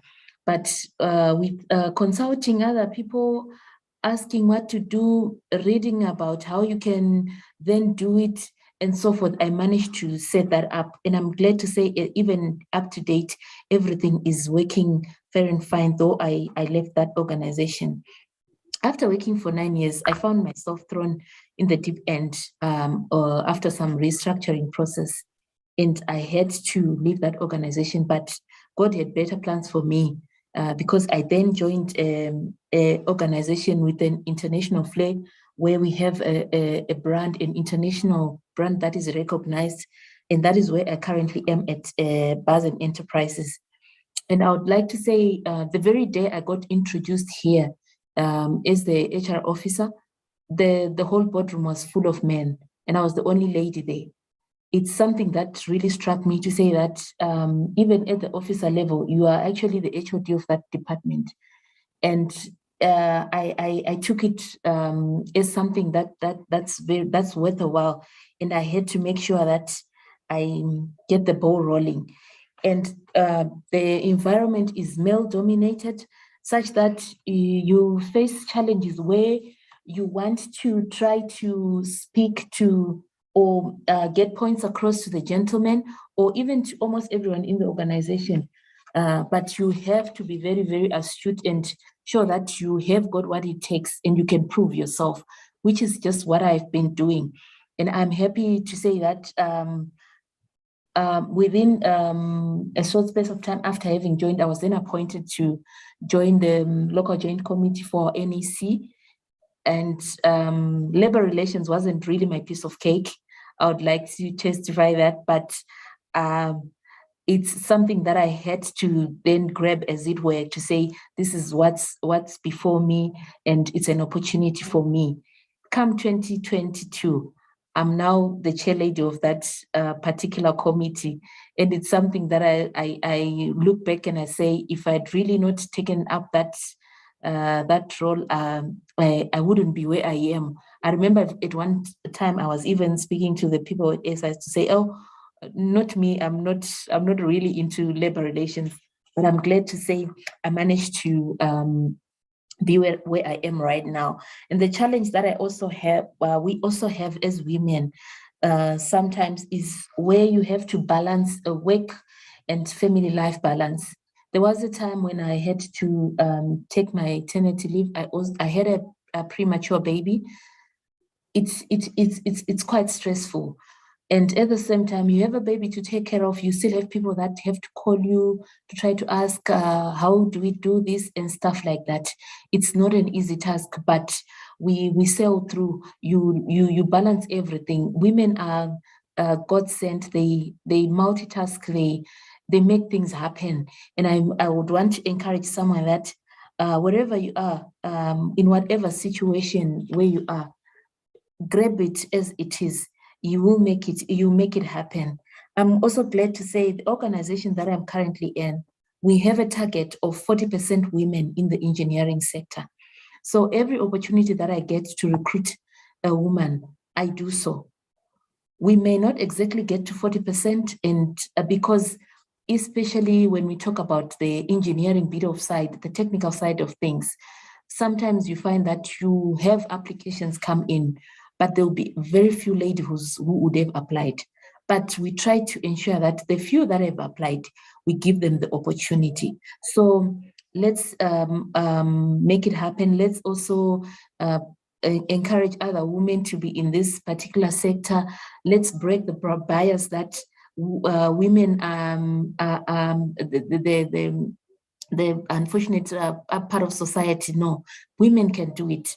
Right now, I have ladies who are diesel plant fitters who can actually fix things, who can open up an engine and close it up and make things happen.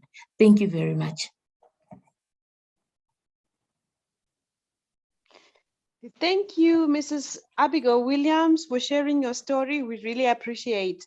Our last testimonial is from Mrs. Molin Saungweme, Company Secretary, Devon Engineering. Mrs. Saungweme, over to you. The floor is yours.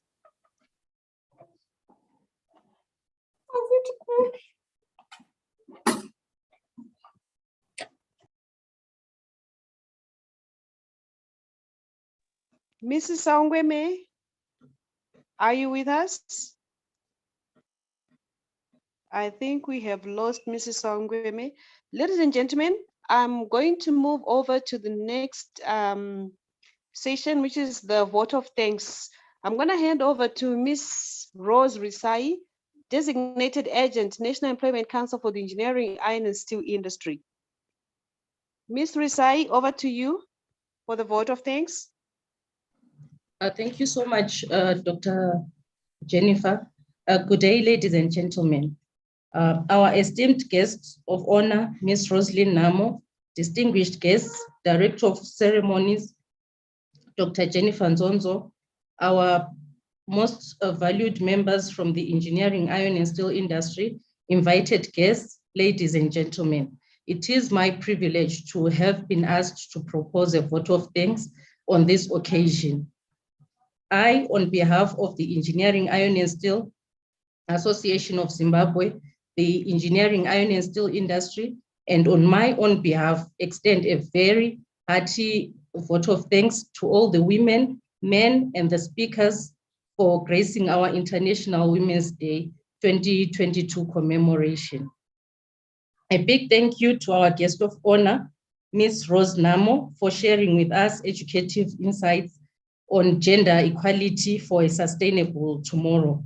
She shared provocative thoughts as we need to raise our young girls with confidence, and it has to start from the home setting to the society, then the workplace.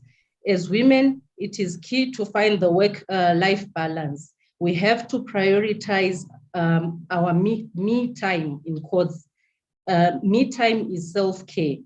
If you know who you are, you value yourself, you have self-confidence, and only then can you be able to lift up other women and not to step on other women. I must mention our deep sense of appreciation to Associate Professor and Dr. Chipo Hungwe, who gave us an insightful presentation on the analysis of women's quest for gender equality and latest trends on gender equality. She highlighted that there should be removal of statistical discrimination and job segregation. For example, our laws provide for maternity leave and not paternity leave, meaning child nurturing is still a women's thing and not a parental obligation. She also noted indirect discrimination commonly hidden in organizational and cultural processes, creating inequality regimes as women. Sorry, can I take that again? Creating inequality regimes. As women, we have a long way to go. Let's celebrate the milestones achieved so far so that we can lobby for more action and empower ourselves. As noted, women who don't ask, hence don't get. Further, we are grateful to Ms. Regina Matindidi for demonstrating the impact of gender-based violence on women's careers. It is sad to note that the majority of gender-based violence is dealt with by women. This then has a ripple effect on their productivity, on their mental health, on their concentration. It also has a negative effect on the working relations with other colleagues. Hence the saying, "Vakadza vashandike navo," they are over emotional. But little emphasis is made on why the women is behaving in that manner. May I express our sincere thanks to Ms. Chipo Mugari, who did an interesting moderation of Ms. Matindidi's presentation on the impact of gender-based violence to women's careers, giving us real-life situational experiences and a touching testimony from a survivor of gender-based violence. This was an emotional presentation. As we know, as women, an injury to one is an injury to all. What happened to Sister Chipo can happen to us, can happen to our sisters, our nieces, or our friends. May the society shun stigma, discrimination towards gender-based violence. When a sister experiences or shares their story, let's not use words like "be strong" and "Zimba." Be strong, all men are like that. Thank you also for sharing with us a safety plan when one experiences gender-based violence. I would also like to acknowledge our gratitude, to send our gratitude to our only male presenter who we had in the program, Mr. Moment Bebe. He gave us practical insights on assessing leadership capabilities between men and women.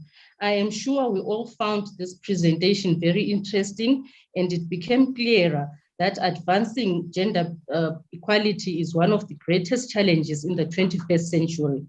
The issue of sustainability has and will continue to have severe impacts on women and girls. As women, the cultural norm calls us to behave and perform like men to be successful leaders. However, we have learned that we have to adapt to the genderless leadership because the world of work is changing. In this era, gendered leadership may no longer be suitable. And as organizations, we should look more for talent.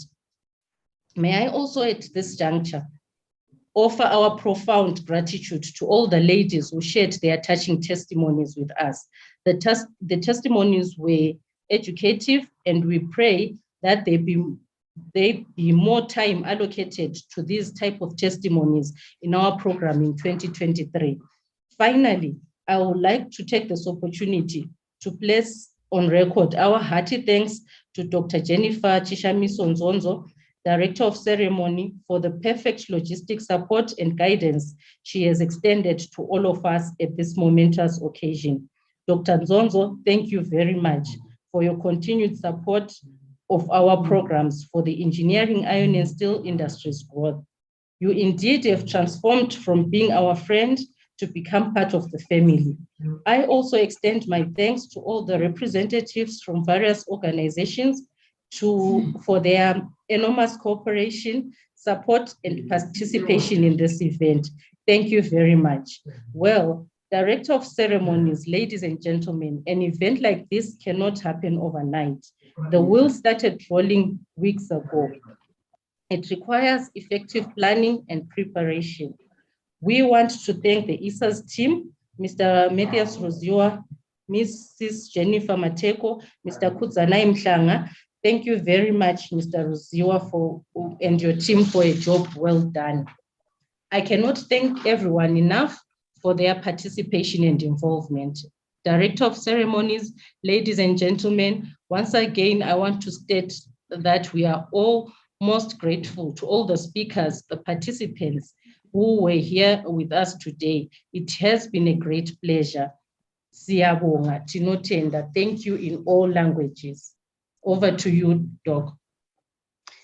Thank you, Rosemary. Much appreciated. We are going to move on to our closing prayer. Our closing prayer is from Mrs. P. Chiangwe, Secretary, National Employment Council for the Engineering, Iron and Steel Industry. Mrs. Chiangwe, over to you. Thank you, Chair. Let us pray. Thank you, Lord, for this beautiful day that you gave us. We thank you for the powerful messages that were shared amongst us. We are grateful for the gift of life that you continue to give to each and every one of us. Let the testimonies that were shared be a living message for every one of us. May the desire to remain strong and succeed in every aspect of life be with all the women who are here present and the nation at large. May the good Lord continue to support our resolve to build families, communities, and nations. In Jesus' name I pray, amen. Amen. Thank you so much. Ladies and gentlemen, we have come to the end of our presentations and of our event. Once again, thank you so much as an affirmation. All protocols observed. Thank you to Eisaz for putting up such an amazing event. What I just want to share with you just for a minute is to say that very important insights have been raised from the academic, professional, and the personal points of view. As per the African saying, it takes a village to raise a child. As per the saying by the late great Martin Luther King, our lives begin to end the moment we become silent about matters that matter. My advice to you, not as a director of ceremony, but as a professional HR consultant and as an academic, it takes all of us to address the matters that have been raised here. Men, women, young people, young women, young men, we have the capacity and the propensity to be able to address this. Let's connect, let's network. We've heard the rich stories. We have got very good foundations, academia, the social part, the professional part. Let's get together. Let's address all these matters from a gender perspective, taking some of the key aspects that have been raised here. Let's look at policy formulation, implementation, evaluation, and research. Ladies and gentlemen, you have a lovely day. We look forward to seeing you for our next events that are coming up. Thank you so much. Thank you, Doc. Thank you, Siyabonga. Thank you, Director of Ceremonies. Thank you, everyone. Bye-bye. Thank you, Thank Eisaz. you, everyone.